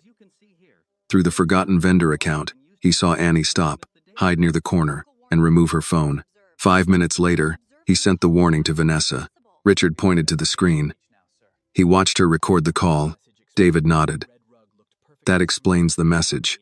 It also explained why the rug was perfectly smooth when Annie entered the study. Vanessa had ended her call, received Martin's warning, and returned to the room before Annie arrived. She tried to correct the rug, Richard said, and probably planned to remove the box as soon as you were distracted. A call came through from Agent Grant. Martin's removable drive contains copies of the forged documents, estate camera logs, and a list of planned payments. We also found the access credentials for Red Triangle Restoration. Has he spoken? Only to request an attorney. What about Nathan? Traffic cameras place his Suburban heading toward Charlotte Douglas. Airport police have been notified. Richard looked at the clock. It was after midnight. Does he have a flight? We found a reservation to Miami under his name, departing at 1:10. From there, he has a separate ticket to the Cayman Islands. Grant ended the call to coordinate with airport authorities. Richard remained beside the desk while David printed the remote access logs. The conspiracy had depended on more than forged signatures. It depended on watching workers without being noticed, using service entrances, forgotten passwords, and the assumption that no one would listen if Annie spoke. 20 minutes later, Grant called again. Nathan Cole has been detained at the airport. Did he have the briefcase? Yes. Inside are original notarized pages, 2 counterfeit seals, multiple account devices, and a storage unit key. Richard released the edge of the desk. Then it is over. No, Grant said. The transfer is stopped, and the primary evidence is secure. That is not the same as the case being over. What else? Nathan had a second phone. His last outgoing call was to Charles Baines. Richard's relief disappeared. When? 6 minutes after your emergency board call ended. Richard looked toward the uncovered floor. The people who had hidden the box were being found one by one, but the plan still reached into the boardroom. The next threat would not arrive through the service gate. It was already sitting at Richard's table. Richard remained in the study after the call ended. The boardroom was no longer an abstract threat. Charles Baines had voted to stop the transfer, then contacted Nathan minutes later. Whether he was helping the investigation or protecting himself remained unclear.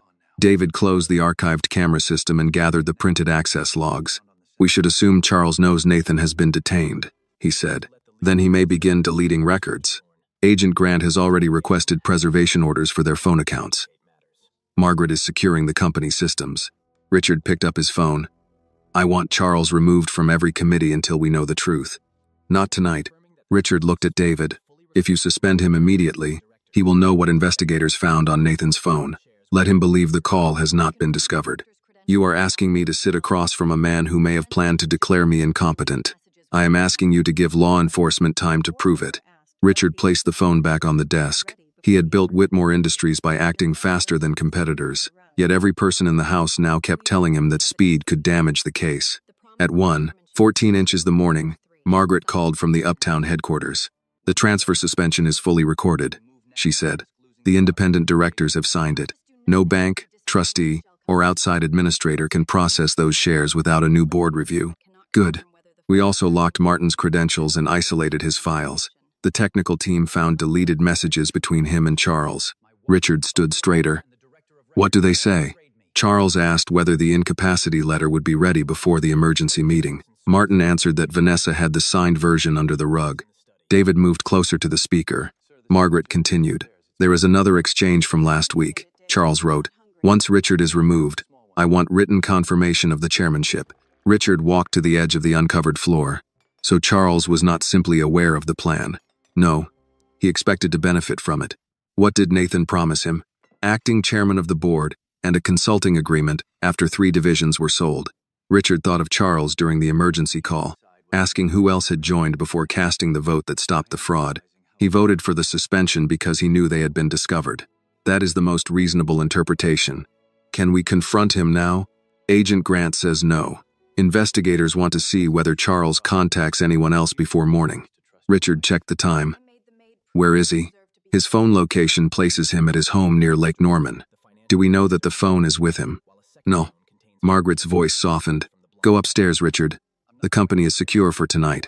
My wife planned to have me declared incapable. One board member expected to replace me, and a records director watched my house through stolen camera access. I am not going to sleep. Then eat something and stop standing beside an open hole in the floor. Richard looked down at the hatch. I will call you if anything changes, Margaret said. Do not call Charles. The line ended. David sent one officer to remain near the front entrance and another to monitor the service gate. He then closed the study door but left the evidence markers undisturbed. Mrs. Brooks left sandwiches in the breakfast room. I'm not hungry.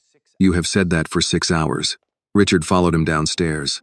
The breakfast room still held the remains of the abandoned evening. Unused plates had been cleared, but the floral centerpiece and folded napkins remained. Richard poured coffee while David warmed 2 sandwiches in the kitchen.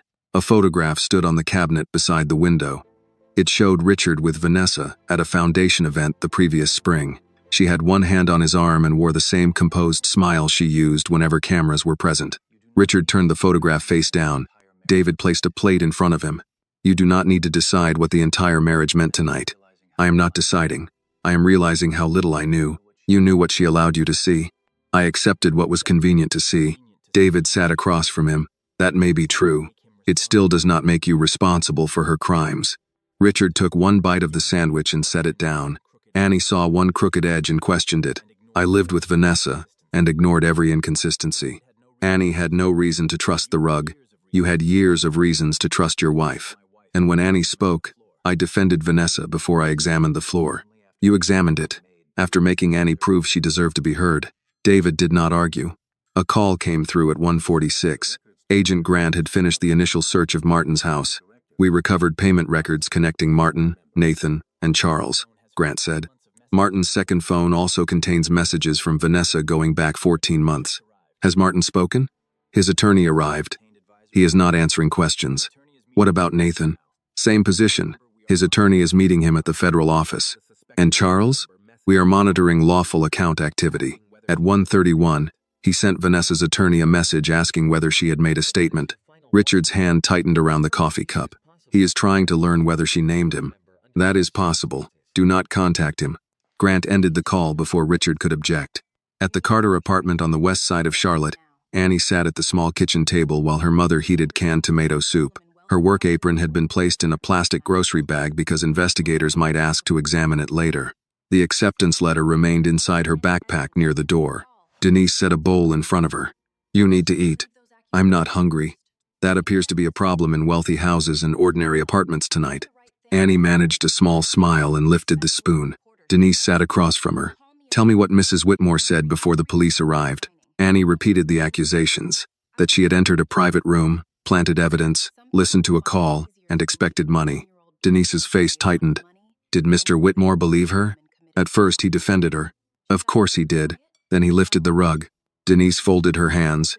"You did the right thing, but doing the right thing does not guarantee people will treat you fairly afterward." "I know. If reporters come, you do not speak without a lawyer. If anyone from that company offers money, you call me. If someone asks you to sign something, you read every word." "Mom, no one has offered me anything." "Not yet." Annie looked into the soup. "I wasn't trying to get anything."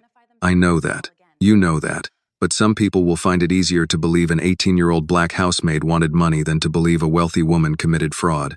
Annie placed the spoon down. "Should I have stayed quiet?" "No." Denise answered without hesitation. "You should never have been forced to choose between your job and warning someone. But once you saw what you saw, silence would have protected the wrong person." Annie's phone vibrated on the table. The screen displayed an unknown number. She remembered Mrs. Brooks's warning and did not answer. A voicemail notification appeared seconds later. Denise reached across the table. "Do not play it yet. It could be the police. They will identify themselves and call again." The phone rang a second time from the same number. Annie let it stop. Then a text message arrived. "You should have kept cleaning and minded your own business." Annie read it twice. Denise took the phone, photographed the message with her own device, and called Detective Bennett using the number on the card she had been given at the estate. At the Whitmore house, David received the report several minutes later. He brought Richard the screenshot. Richard read the message. "Can they trace the number? It is a prepaid line. Detective Bennett is requesting records. Does Annie have security? Not yet. Arrange it. We need her mother's consent. Then ask."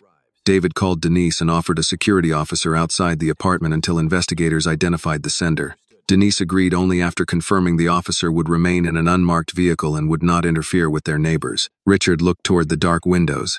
The conspiracy had failed to remove the box, but someone was already trying to frighten the person who found it. His phone rang again. This time, the caller was Charles Baines. Richard let it ring once before answering. "Charles, I heard Nathan was detained at the airport," Charles said. "We need to talk before the investigators begin making assumptions." Richard kept his voice steady. "What assumptions are you concerned about?" There was a pause. "Not over the phone. Meet me at the office before the board arrives." "What time?" 6:30, just the two of us." Richard looked at David, who was already writing the details down. "I'll be there," Richard said. He ended the call. David shook his head. "You will not meet him alone. He believes I will. What do you think he wants?" Richard looked at the forged incapacity letter sealed inside an evidence bag. "To discover how much I know." Outside, the first gray light had not yet reached the trees. In less than 5 hours, Richard would enter the office where Charles expected to inherit his chair. This time, however, the conversation would not take place without witnesses. At 6:15, Richard entered Whitmore Industries through the employee parking garage beneath the Uptown Tower. The building was not yet open to the public, but several lights burned on the executive floors. Cleaning crews moved through the lobby, and the overnight security officer greeted him with the same formality he used every morning. David followed several steps behind. He wore no visible radio and carried only a slim folder. 2 federal agents had entered through a separate service elevator 5 minutes earlier. They would remain in an unused conference room beside Richard's office, where the security team had already activated the recording system. "You understand the plan?" David asked as the elevator rose. "Charles believes he is meeting me alone. You let him speak. Do not accuse him. Do not reveal what was recovered from Nathan or Martin. And if he tries to leave, we let him leave unless the agents decide otherwise." Richard looked toward the changing floor numbers. "He helped prepare papers to take my company and have me placed in a medical facility. That is why you cannot give his attorney a reason to claim you threatened him." The elevator opened on the 42nd floor. Margaret waited near the reception desk with a legal pad and 2 cups of coffee. She had removed her jacket, and the sleeves of her white blouse were folded to her elbows. "The recording equipment is active," she said. "Charles's access card was used in the garage 3 minutes ago." "Any news about the message sent to Annie?" "Not yet. Investigators are comparing the prepaid phone records with devices recovered from Martin and Nathan." Richard accepted the coffee but did not drink it. "Where will you be?" "In the adjoining room with Agent Grant. David will remain near the elevator." Richard entered his office alone. Charlotte was beginning to brighten beyond the windows. Delivery trucks moved along Tryon Street, and the first buses stopped near the square. On an ordinary morning, Richard would have reviewed shipping reports before most employees arrived. Now every folder on his desk reminded him that the company's own records had been used to manufacture a version of his life in which he no longer controlled his name. At 6:28, Charles Baines entered without knocking. He was 62, broad through the shoulders, with silver hair and a dark overcoat folded over one arm. He closed the door behind him and checked the room before approaching Richard's desk. "You came alone?" Charles asked. Richard remained seated. "You asked me to. I mean, no lawyers, no security. Why would I need them?" Charles placed his coat on a chair but did not sit. "I heard Nathan was stopped at the airport." "Who told you?" "People talk." "Which people?" Charles ignored the question. "This situation is larger than Vanessa hiding papers in your house. If investigators begin pulling every board communication, the company could be damaged even if the transfer never happens. The transfer has been suspended." "I know," Richard noted the answer. The suspension had been discussed only on the confidential board call and in restricted legal communications. "You voted for it because it was the responsible action. Then why are you here before sunrise?" Charles finally sat across from him. "To keep you from making this worse." "How?" "By treating everyone connected to Nathan as part of a criminal conspiracy." Richard set his coffee aside. "Were you connected to him?" "I knew him professionally." "You called him after the board meeting." Charles paused. "Who told you that?" "You did not answer the question." "I called because I wanted to know whether he had submitted anything in my name." "Why would he submit something in your name?" Charles looked toward the windows. "Nathan discussed a possible restructuring with several directors. Nothing illegal. He believed parts of the company would perform better independently." "Did he offer you the chairmanship?" "No." The denial came calmly, but Richard could see Charles measuring each word before releasing it. "Did you know about the letter claiming I was no longer capable of running Whitmore Industries?" "No." "Did you know an emergency board meeting was scheduled for 10:30 this morning?" Charles's attention returned to him. "There are emergency meetings scheduled all the time. This one named you acting chairman." Charles stood. "I did not come here to be questioned." "Then why did you come?" "To warn you." "About what?" Charles moved toward the desk and lowered his voice. "Vanessa will protect herself. Nathan will do the same. Martin Hale is a records employee facing federal charges. Any one of them may name people who had no role in the forged documents simply to reduce their own exposure. Are you worried they will name you?" "I am worried you will believe them." Richard allowed the silence to remain between them. Charles continued. "You are angry. You have every reason to be. But anger makes people confuse proximity with guilt. I attended meetings with Nathan. I reviewed restructuring proposals. I may have discussed succession planning because boards are required to prepare for sudden changes. Did your succession planning include having me taken to a medical facility?" Charles's face changed. It was only a brief break in his control, but Richard saw it. "What are you talking about?" "You tell me." "I've never discussed anything like that." Richard leaned forward. "Then why did you ask Martin whether the incapacity letter would be ready before the emergency meeting?" Charles looked toward the closed office door. "You said we were alone." "We are." The answer did not reassure him. Charles took his phone from his pocket. "I think this meeting is over." "Sit down." "No. You wanted to know how much I knew. Now you know." Charles moved toward the door, but before he reached it, Margaret entered from the adjoining conference room with Agent Grant behind her. Grant displayed his credentials. "Mr. Baines, we would like to speak with you about communications recovered from Martin Hale's company account and Nathan Cole's phone." Charles stopped. His first reaction was not surprise. It was calculation. "I want my attorney." "You have that right," Grant said. "Before counsel arrives, I am asking you to preserve your phone and not alter or delete any information." Charles slipped the device back into his pocket. "I do not consent to a search. No one asked you to consent to one. A preservation order has already been issued." Charles turned toward Richard. "You arranged this. I agreed to listen. You brought federal agents into a private board matter. You helped turn a board matter into fraud." Margaret stepped between them. "Richard, let Agent Grant handle this." Charles collected his coat. "I am leaving." Grant did not block the door. "You are free to go. An agent will provide written notice regarding preservation of records." Charles hesitated, perhaps expecting detention. When none came, he walked past David and entered the elevator. Richard waited until the doors closed. "You let him leave." "We heard enough," Grant said. "He denied knowledge of details you had not fully described, reacted to the medical facility reference, and confirmed concern about being named. That does not prove the charges by itself, but it supports the documentary evidence." Margaret handed Grant a printed copy of the overnight recovery report. "We also found a calendar invitation Martin created under Charles's credentials. It lists this morning's emergency meeting and includes a draft resolution naming Charles acting chairman." Grant read it. "Was the invitation sent?" "No. It was scheduled for automatic release at 8. Richard looked at the clock.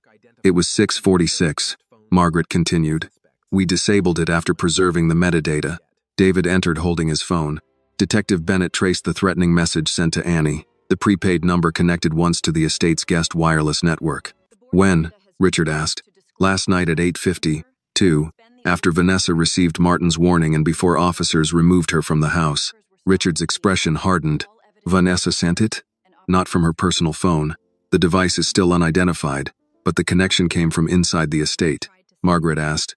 "Who remained in the house at that time?" "Vanessa, her attorney, security personnel, investigators, Mrs. Brooks, Annie, Richard, and several staff members waiting to be interviewed." Grant closed the folder. "We will compare the network identifier with the phones collected from Vanessa, Martin, and Nathan. Until then, no assumptions." Richard walked toward the window. Below, employees had begun entering the building. Thousands of people were arriving for a normal workday, unaware that the company had come within hours of being taken through forged papers and a false declaration about its founder. Margaret stood beside him. "The board will meet at 9, but the agenda has changed. We disclose the attempted transfer, suspend Charles pending investigation, and appoint an independent committee. Will the company survive the announcement?" "Yes." "How can you be certain?" "Because the transfers were stopped, the evidence is preserved, and operations are sound. The company is not the people who tried to steal it." Richard looked down at the morning traffic. He had spent years believing his name at the top of the building was what held Whitmore Industries together. Annie had shown him otherwise. A company survived when someone at the lowest level could point toward a hidden danger and the people above her were willing to listen. His phone vibrated with a message from Denise Carter. "Annie will not return to work today. She needs time." Richard typed a reply. "She should take all the time she needs. Her job and wages are protected." He stopped before sending, then added another sentence. "No one from Whitmore Industries will contact her without your permission." He sent the message and placed the phone away. At 9, Richard would face the board and explain how close they had come to losing control of the company. Before that, he asked Margaret for one change to the agenda. "What change?" "I want the first item to address Annie." Margaret studied him. "A public reward would create problems for the investigation." "Not a reward. Protection. No retaliation, no public use of her name, and no attempt to discredit her because she worked in my house." Margaret wrote it at the top of her legal pad. "That can be done." Richard looked toward the conference room where Charles had expected to inherit his authority. "Then let that be the first decision this board gets right today." At 9 o'clock, the independent directors gathered in the main conference room on the 42nd floor, two joined by secure video from out of state. Margaret sat at Richard's right with the emergency filings arranged in front of her. David remained near the door, while Agent Grant waited in another room with his team. Charles's chair was empty. Richard did not begin with the attempted transfer. "Before we discuss the company," he said, "we need to protect the person who gave us enough warning to stop it." Several directors exchanged uncertain looks. Margaret distributed a one-page resolution.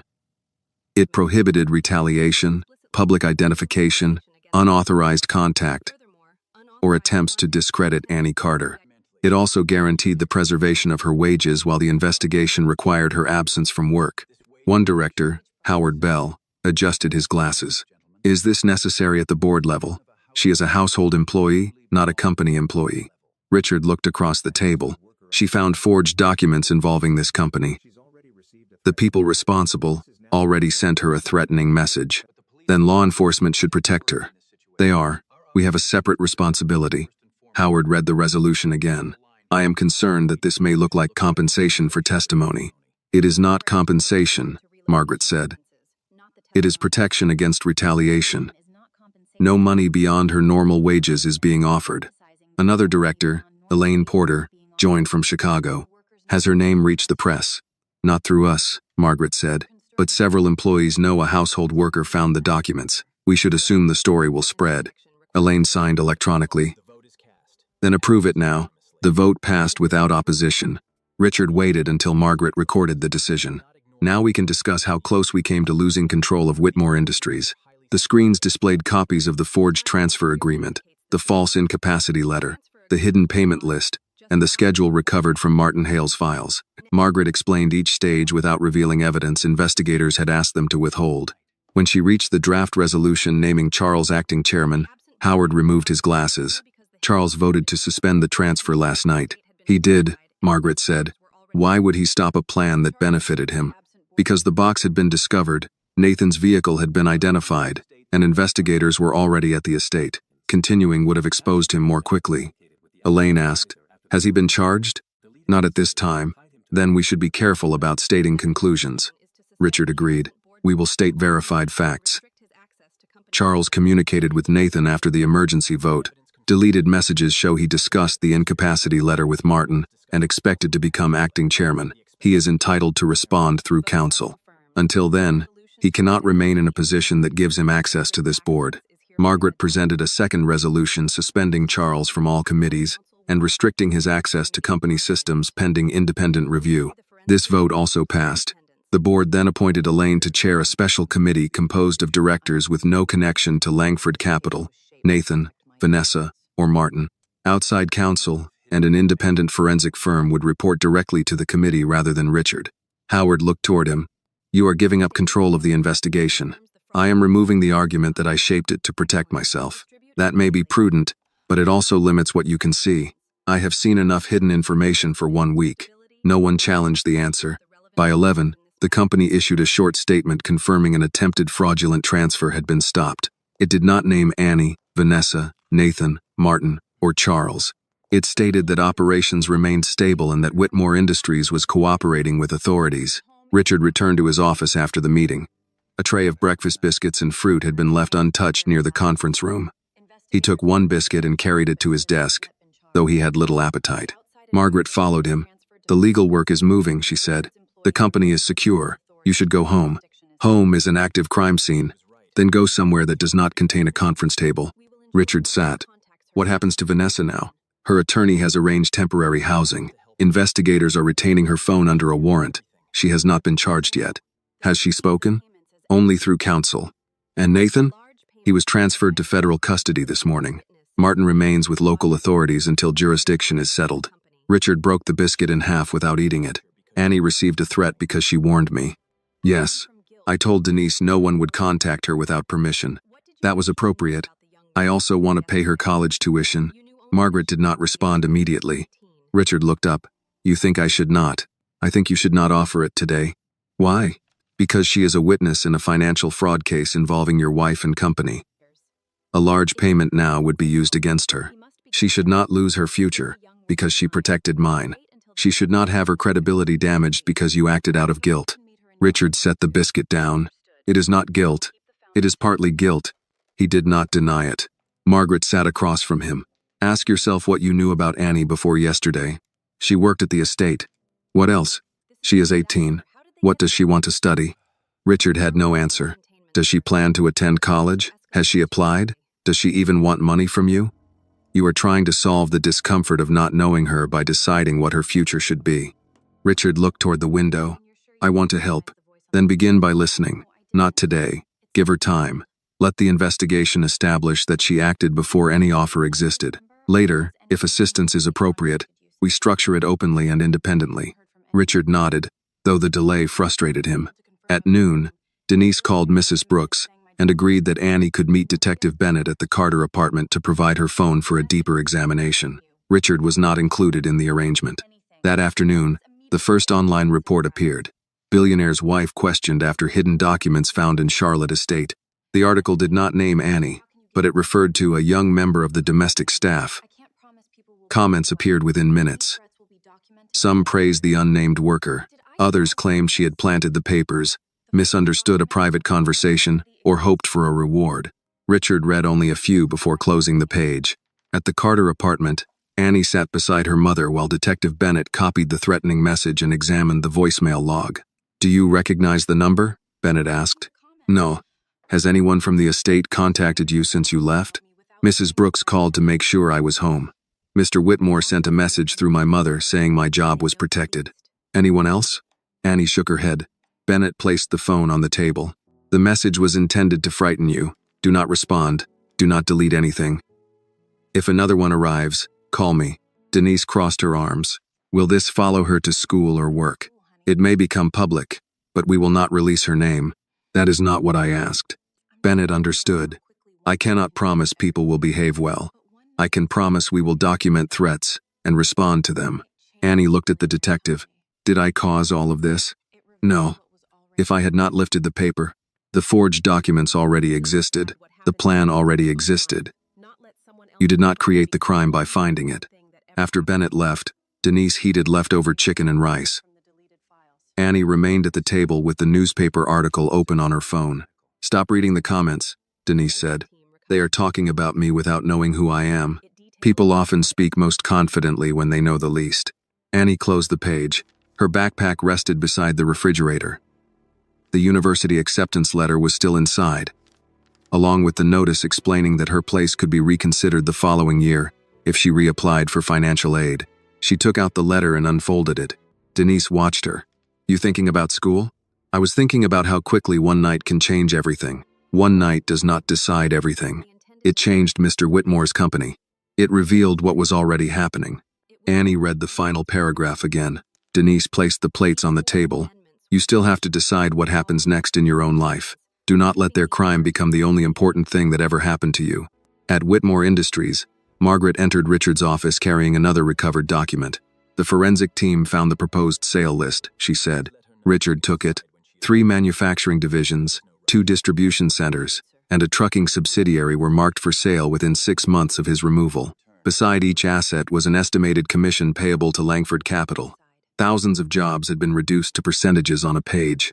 Richard reached the final line. The Myers Park estate was listed separately. Proposed private sale after medical transfer. He looked up. They planned to sell the house after sending me away. Margaret nodded. And the estate trust created for Ethan? The forged amendments would have removed most of its protections. Richard placed the paper down. Until that moment, the conspiracy had felt like an attack on his authority. Now he understood that it would have reached beyond him, through the company, the employees, and the future he intended to leave behind. He picked up his phone but did not call Annie. Instead, he called Mrs. Brooks. When Annie is ready to return, he said, I want to speak with her. Mrs. Brooks answered carefully. I will tell her you asked. She will decide when she is ready. Richard accepted the condition. For the first time since the rug had been lifted, he understood that gratitude did not give him the right to summon her. Listening had to begin before Annie entered the room. Annie returned to the Whitmore estate the following Monday. Mrs. Brooks met her at the staff entrance shortly before 8 and handed her a clean apron. Though the house no longer followed its usual schedule, the red rug had been removed from the study. Investigators had finished processing the floor, and a contractor was scheduled to seal the hidden compartment after the court released it. Until then, the iron hatch remained exposed beneath a clear protective cover. You are not assigned to the study, Mrs. Brooks said. No one is. That's fine. You may work in the dining room and library. If reporters call the house, you do not answer questions. If someone you do not recognize asks for you, come find me. Annie tied the apron behind her waist. Has anyone else received messages? Not that I know of. The prepaid phone that sent the threat had been linked to a small device recovered from Vanessa's handbag. Investigators had not yet announced whether she sent the message herself or allowed someone else to use the phone. Either possibility made Annie uncomfortable, but the unmarked security vehicle outside her apartment had been removed after 3 quiet nights. Richard arrived at the estate just after 9. He had spent the morning at Whitmore Industries approving an independent compliance review. When he saw Annie arranging clean glasses in the dining room, he stopped at the doorway. "Mrs. Brooks said you were ready to return. I needed to come back sometime. You did not need to come back this soon. I didn't want the last thing I remembered about this house to be police carrying evidence through it." Richard understood. "May I speak with you when you finish?" Annie glanced toward Mrs. Brooks. The older woman answered before Richard could misunderstand the hesitation. "She will come when her work allows." Richard accepted the correction. "Of course." Annie entered his study 20 minutes later. The room looked larger without the rug. Dust marks showed where the furniture had stood before investigators moved it, and the uncovered hatch interrupted the oak floor beside the desk. Richard remained on the other side of the room rather than asking her to approach the place where the discovery occurred. "I wanted to thank you properly. You already thanked me. I acknowledged what you found. That is not the same thing." Annie waited. "I also want to apologize for the way I responded when you first entered this room. I questioned your right to speak before I questioned what was beneath the floor. You were protecting your wife. I was protecting the position she held in my life. I treated that position as more credible than the details you gave me." Annie looked at the uncovered floor. "I knew you might not believe me. That is the part I cannot dismiss." "What do you mean?" "You entered this room expecting that my wife's word would matter more than yours, even before she spoke," Annie answered carefully. "That happens in a lot of rooms." Richard did not attempt to tell her that his was different. "The board approved protections for you," he said. "Your name will not be released by the company, and no employee may contact you about the case or retaliate against you." "That helps. It should have been normal policy before this happened." He picked up a folder but did not offer it to her. "Whitmore Industries is conducting a complete review of how warnings are handled. The review will include household staff, vendors, temporary employees, and junior corporate workers." Annie looked surprised. "Because of me? Because a company that ignores information based on who delivers it is not secure." The following morning, Richard met with Elaine Porter, Margaret Ellis, department leaders, and an outside compliance team. The first report showed that the conspiracy succeeded for as long as it did because several systems depended on trust without verification. Martin Hale could access archived signatures without a second approval. Vanessa could authorize estate vendors through a foundation account. Temporary camera credentials remained active after work ended. Senior names moved through the system without the same questions applied to ordinary employees. Elaine placed the report on the table. This was not one broken lock. It was a hallway of open doors. Howard Bell turned several pages. "We can correct the technical controls. That does not mean we need to describe the entire company as defective." "No one called the company defective," Margaret said. "We are identifying why dishonest people found room to operate." Howard pointed toward a recommendation requiring employees to question unusual instructions regardless of executive rank. "This could slow decisions. Every assistant will begin challenging authority to protect themselves," Richard answered. "Then managers will learn to explain important decisions. We employ thousands of people. We cannot invite every worker to second-guess leadership. A warning is not insubordination. Sometimes it is. Then the evidence will determine which one it is." Elaine moved the meeting forward. The reforms included dual approval for major ownership transfers, independent verification of executive signatures, immediate expiration of contractor credentials, protected reporting channels, and penalties for retaliation. The final proposal required training on how race, age, accent, job title, and income could influence whether a warning was taken seriously. Howard objected again. "This is a financial control failure. Why are we turning it into a social issue?" Richard looked across the table. "Because when Annie entered my study, the first argument against her was not about evidence. It was that she was an 18-year-old housemaid accusing my wife. That happened in your home, not this office. It also happens here. Employees with impressive titles receive the benefit of explanation. People cleaning our floors are expected to prove they deserve to be heard before anyone asks what they saw." Howard remained quiet. Another director, Patricia Monroe, spoke from the end of the table. "I have done that." Everyone turned toward her. She continued. "Last year, A cafeteria worker told me someone was entering the executive dining area after hours. I asked her supervisor to remind the staff not to spread rumors. Security later discovered a vendor using the room to remove unopened supplies. What happened to the worker? Elaine asked. I do not know. The admission changed the room more than a prepared presentation could have. Richard closed the report. Then the policy must also require follow-up. A person who raises a concern should not disappear from the process once management takes the information. The board approved the reforms that afternoon. Later that week, Annie was invited to speak privately with the compliance team. Richard did not attend. Margaret explained that Annie was not being asked to design corporate policy, only to describe why she almost remained silent. Annie sat across from two consultants and Carla Benton, an internal audit manager. What made you hesitate? Carla asked. Mrs. Whitmore had told us not to touch the rug. Was that the only reason? No. What else? Annie folded her hands. I thought that if I was wrong, no one would remember that I was trying to help. They would remember that I entered a private room and touched something expensive. One consultant wrote the answer down. Did you believe your race affected that fear? Yes. How? Annie chose her words slowly.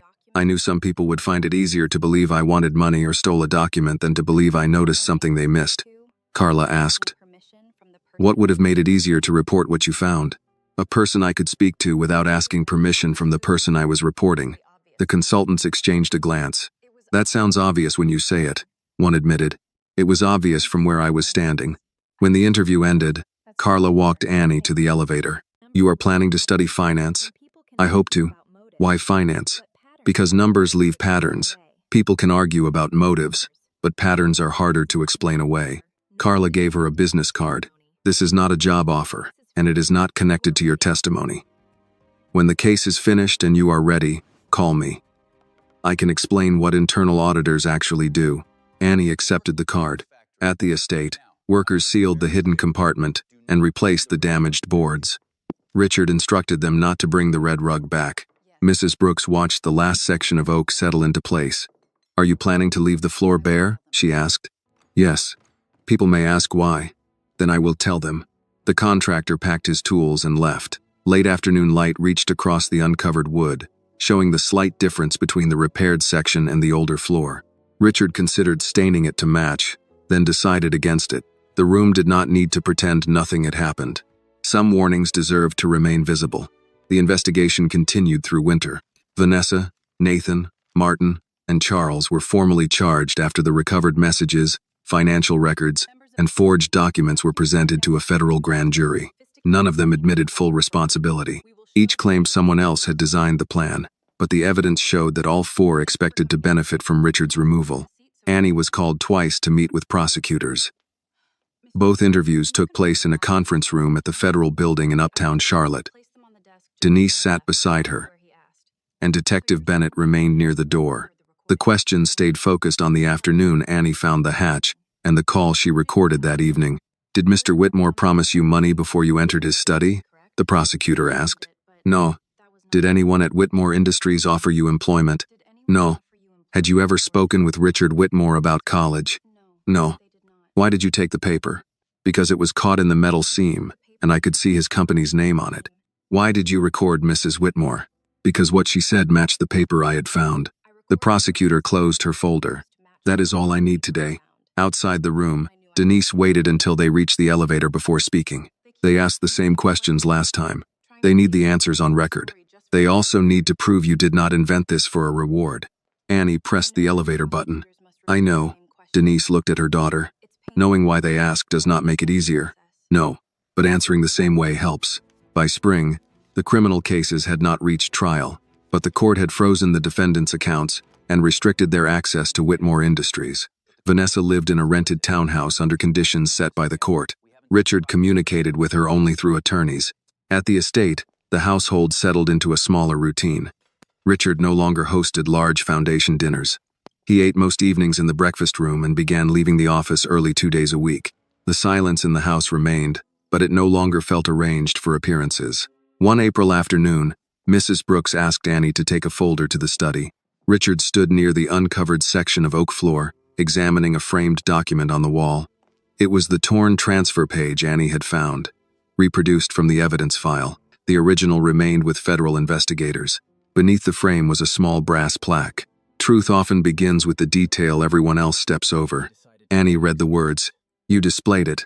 I almost covered the floor again, Richard said. Then I decided the room had hidden enough. She placed the folder on his desk. Mrs. Brooks said you needed this. Thank you. There is something else I wanted to discuss, but only if you have time.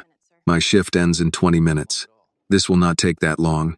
Richard opened a drawer and removed a white envelope. He placed it on the desk between them. Annie did not touch it. What is that? A check. Her expression changed immediately. Richard noticed.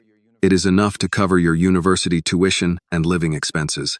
Annie stepped back from the desk. I can't accept it. You have not even looked at the amount. The amount is not the problem. Annie, you protected this company from losses that would have reached billions of dollars. I told the truth, and that truth deserves recognition. She shook her head. If I take money from you while the case is still open, Vanessa's lawyers will say I expected to be paid. Margaret can prepare documents explaining that it is a gift. They will still say it. Richard rested one hand beside the envelope. You should not have to give up college because other people may lie about your motives. I'm not giving it up. You postponed it. Yes, but I will find another way. You already found a way to protect my future. Let me protect yours. The words sounded reasonable when Richard spoke them, but Annie did not move closer. I do not want anyone to say the truth had a price. Richard said nothing. Annie continued. When I entered this room, I had no idea whether you would believe me. I knew I could lose my job. If I accept a private check now, people can turn everything I did into a transaction. That would not make it true. It would make it easier for them to say. Richard looked at the envelope, then removed it from the desk. I thought helping immediately was the right thing. It might help you feel better immediately. The answer was respectful, but direct enough to stop him. Richard placed the check back in the drawer. You are right. Annie had expected resistance. His agreement left her uncertain. You're not angry? No. I am embarrassed that I nearly made the same mistake again. What mistake? Deciding what you needed before asking what you wanted. He closed the drawer. What do you want, Annie? She considered the question. I want to go to college without my mother working double shifts. I want to study finance. I want a chance to learn how companies actually protect themselves from people who know how to use the rules against them. Would you consider an internship at Whitmore Industries? Would I be selected because I found the box? That is why I thought of you. It should not be the reason you are hired. Annie nodded. Then I would consider applying. Richard understood the distinction. That evening, he called Margaret and explained the conversation. You offered her the check? Margaret asked. Yes. And she refused? Yes. I warned you. You did. What did she say? She said she did not want anyone claiming the truth had a price. Margaret remained quiet before answering. She understands the case better than some attorneys. Richard sat in the study, the framed copy of the forged document visible across the room. There must be a proper way to help her. There is, but it cannot be a private payment tied to her testimony. What do you recommend? An independently administered educational trust. Fully disclosed, legally documented, and established only after prosecutors confirm it will not affect the case. The trustees, not you, approve payments directly to the university. Can it cover housing and books? Yes. And an internship? Separate process. She applies, meets the academic requirements, and interviews with managers who are not under your control. I want her to have a real opportunity. Then do not give her a decorative position. I would not.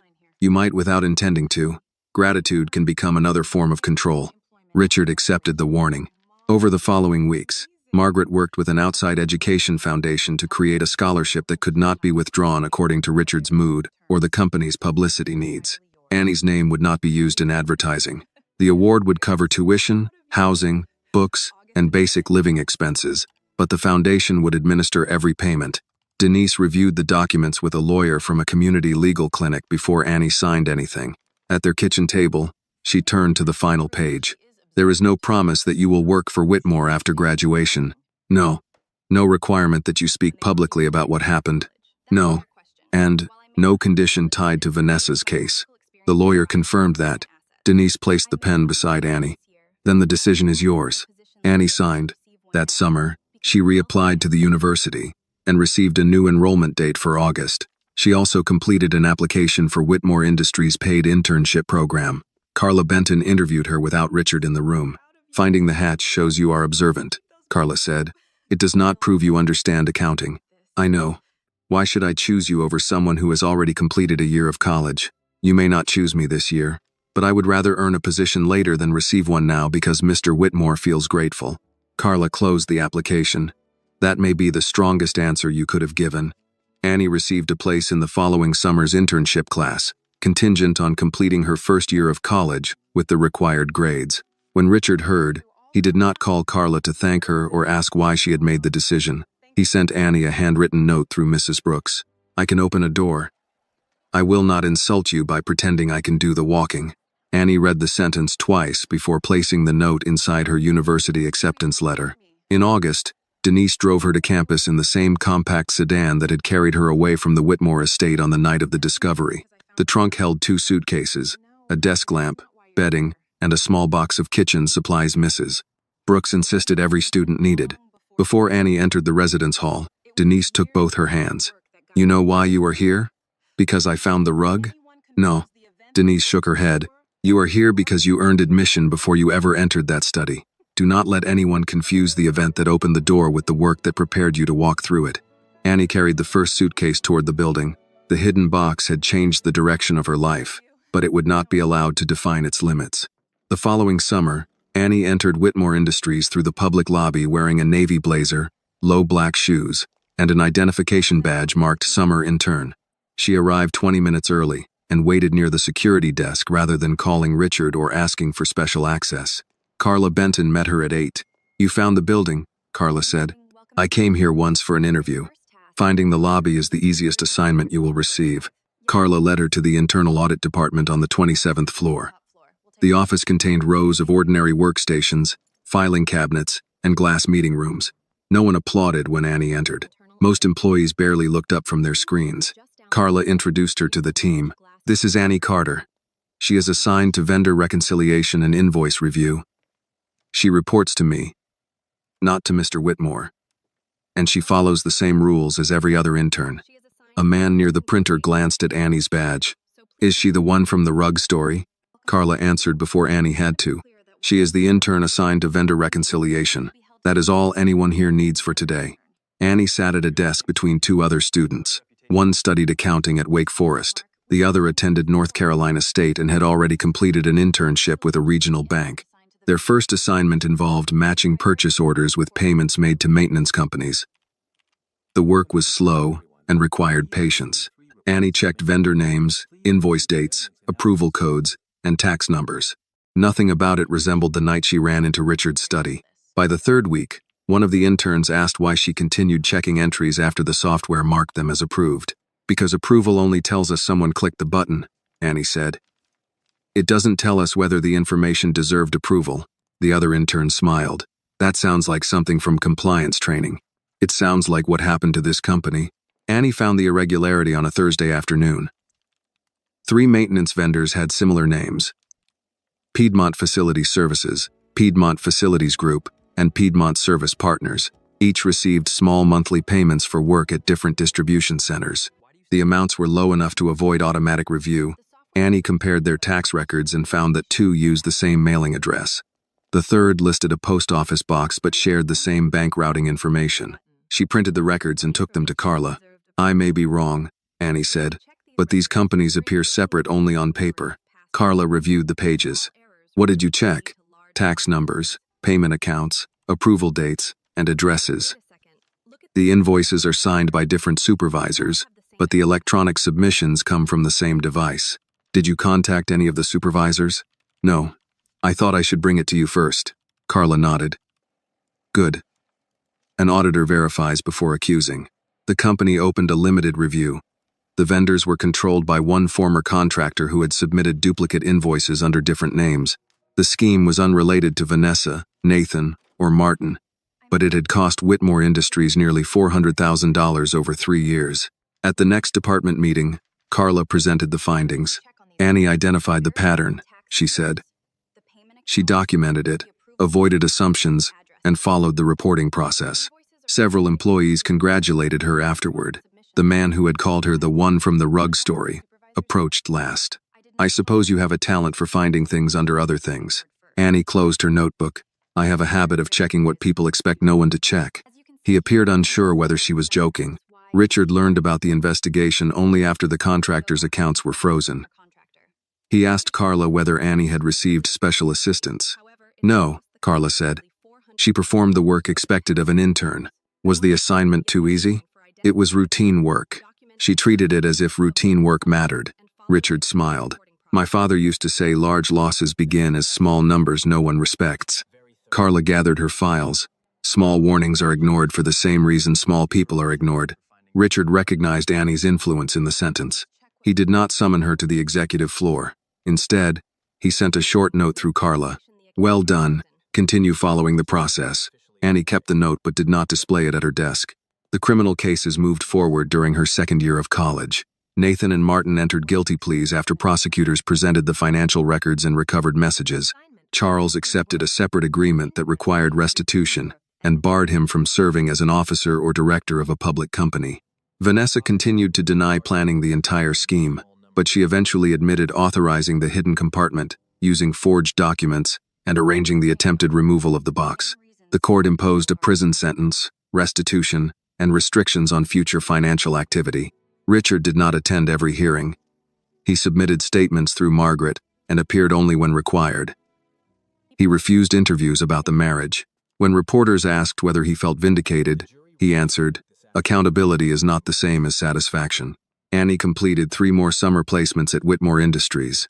She worked in internal audit, compliance, and regional operations. Each year, she received ordinary evaluations listing both strengths and weaknesses. Her first review praised her attention to detail but noted that she sometimes avoided speaking until she had checked a problem too many times. Carla discussed it with her. You do not need perfect certainty before asking a question. I know what happens when a question is wrong, and what happens when the question comes too late. Annie understood the point.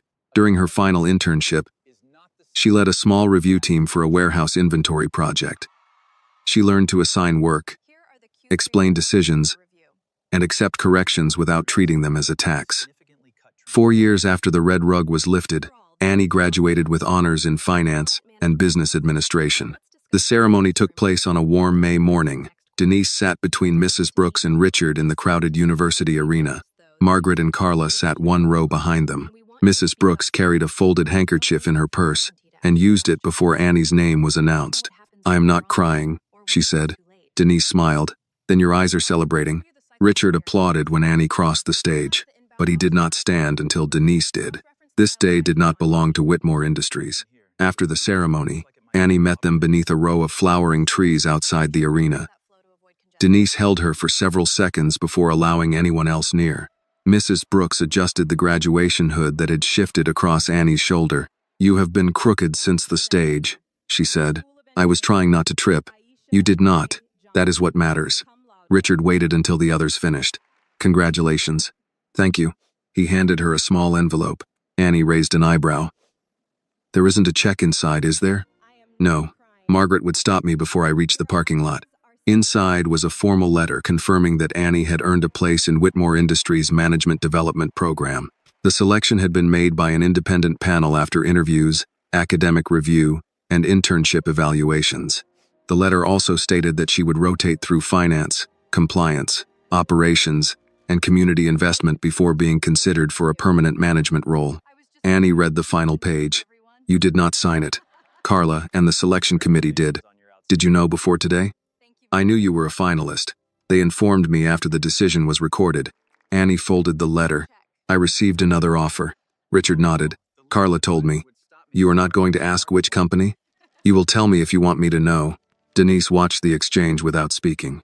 Annie had received an offer from a bank in Atlanta with a higher starting salary. For several weeks, she considered leaving Charlotte so her career would not always be connected to the Whitmore family. What would you do if I chose the other company? She asked. Congratulate you. And the scholarship? It paid for your education. It did not purchase your future. Annie looked at the letter again. I want to work where people understand why controls fail, not only how to repair them afterward. Does that mean you are accepting? It means I am still deciding.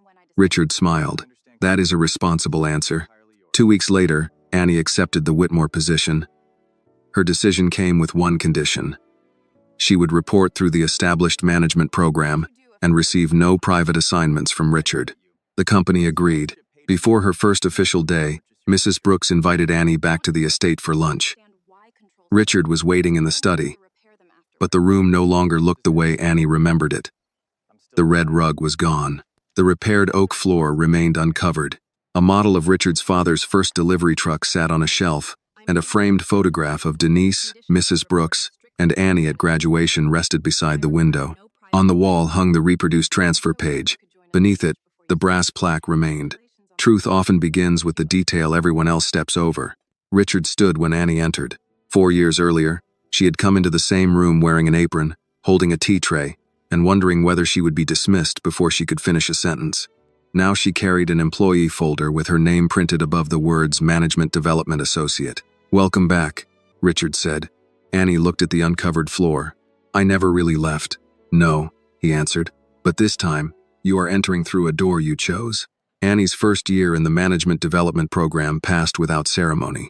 She rotated through finance, regional operations, compliance, and community investment, completing the same reports, evaluations, and presentations required of the other associates. Richard did not call her into private meetings or ask department heads to treat her differently. When their paths crossed, he greeted her as he greeted the others. That distance was deliberate, but it was not cold. It allowed Annie to build a reputation that did not depend on the night she lifted the red rug. At the end of the year, Carla Benton recommended Annie for a permanent position in operational risk. The role required reviewing problems that moved between departments, where responsibility was often unclear and warnings were most likely to be ignored.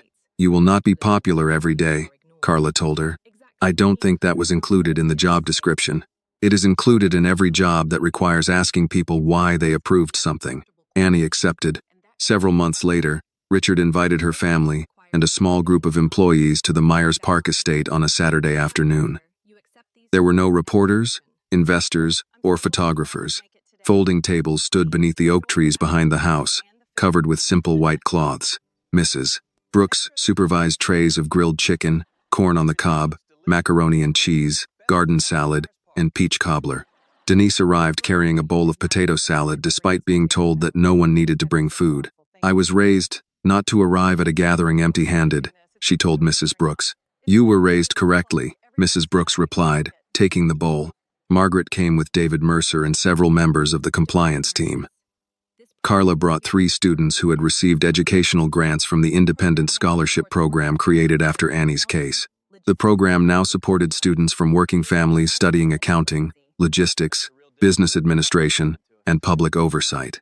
Richard kept the event informal. He wore a light blue shirt without a tie and spent most of the afternoon speaking with employees rather than standing near the house. The estate no longer hosted the polished foundation events Vanessa once arranged. This gathering felt more like the neighborhood cookouts Richard remembered from the years when his father still drove one of the company's trucks. After lunch, Mrs. Brooks tapped a spoon against her glass. "Mr. Whitmore has been waiting for a chance to speak. Since he paid for the food, we should probably allow it." A few people laughed. Richard stood near the end of the table. "I was told this was not supposed to become a speech." "It is already becoming one," Margaret said. Richard accepted the correction. 4 years ago, Annie protected something I believed was mine. At the time, I thought that meant my company, my house, and the shares carrying my name. I understand now that she protected more than that. He looked toward the employees seated with their families. She protected jobs connected to warehouses, factories, offices, and trucks across several states. She protected the future I intended to leave my family. She also protected the idea that truth should not require a title before anyone listens. Annie sat beside Denise. She had not known Richard planned to speak about her, but he did not turn the gathering into a celebration of his generosity. He spoke about the systems that failed, the people who corrected them, and the responsibility leaders carried when someone with less authority raised a warning. "When Annie entered my study," he continued, "she was afraid. I know that because I made her explain herself before I was willing to examine the floor. Courage did not remove her fear. It simply prevented fear from making the final decision." Mrs. Brooks looked toward Annie. "You should answer him," she said. Annie stood. "I didn't prepare anything." "That has never stopped anyone at this company," Carla said. More laughter moved around the tables. Annie waited until it settled. "I was afraid from the moment I saw the paper until the moment Mr. Whitmore lifted the rug. I was afraid I had misunderstood what I found. I was afraid I would lose my job. I was afraid people would believe I had gone into that room looking for money. She glanced toward Denise. My mother later told me that doing the right thing does not guarantee people will treat you fairly afterward. She was right. But she also taught me that unfair treatment does not turn silence into the right choice. Several of the scholarship students listened closely. Courage was not the absence of fear, Annie said. It was deciding fear did not deserve the final word. Mrs. Brooks raised one finger. And young people should be taught respect, but adults must never confuse respect with silence. Richard nodded. That lesson should have been written into our policies long before Annie entered my study. When the gathering ended, Richard asked Annie and Denise to join him inside. Mrs. Brooks came with them, carrying a container of peach cobbler. She insisted Denise take home. They stopped in the study. The repaired oak floor remained uncovered. No rug had been placed over the section where the hatch once stood. The reproduced transfer page still hung on the wall above the brass plaque. A model of the first Whitmore delivery truck rested beside Richard's desk. Its paint was chipped, and one small mirror was missing. Richard had resisted restoring it because his father had driven the real truck in the same condition for years. Someone stood near the bookshelves, holding a small wooden box. Ethan Whitmore had grown taller during Annie's years at college, though the familiar seriousness remained in his face. He had returned from a weekend baseball practice shortly before lunch and waited until the other guests left before approaching her. "This came back from the evidence office last month," he said. He handed her the box. Annie opened it. Inside lay the blue-green glass marble that had rolled beneath the side table 4 years earlier. She lifted it carefully. Light from the window passed through the colored glass and cast a small mark across her palm. "I thought the police kept it," she said. "They did until all the appeals were finished," Richard explained. "Afterward, they released the property." Ethan nodded toward the marble. "You should have it. It was yours. I have the rest of the set." "That isn't the point." He considered that. "If it hadn't rolled toward the rug, we might have lost the house." Richard spoke from behind him. "The marble did not save the house. Annie did." Ethan looked at her. "Then keep it because you listened when nobody else did." Annie closed her fingers around it. "It didn't say anything. It showed you where to look." She smiled. "That is not the same as listening." "It is close." Denise rested one hand on Annie's shoulder. "Take the marble before he develops a longer argument." Annie placed it in the inside pocket of her jacket. Richard walked to the wall and touched the edge of the framed document. "I once thought legacy meant leaving behind property with your name attached to it. What do you think it means now?" Annie asked. "Making certain the next person has a fair chance to do something better with what you built." He looked toward the open study door. "This company still has work to do." "So do I," Annie said. "That is why I am glad you stayed." Annie glanced at him. "I stayed because the position was right for me, not because I owed you." "I know." The answer mattered. They left the study together. Mrs. Brooks went first with Denise, discussing how long the peach cobbler could remain unrefrigerated. Ethan followed them toward the kitchen. Annie stopped at the front door and looked back once. Late sunlight crossed the bare oak floor. There was no rug, no hidden compartment, and no stack of forged documents waiting beneath the place where people walked each day. The repaired boards remained slightly different from the older wood, not enough to damage the room, but enough to show where something had once been concealed. Annie placed one hand over the marble in her pocket. 4 years earlier, she had entered that house wearing an apron and believing people like her survived by keeping their heads down.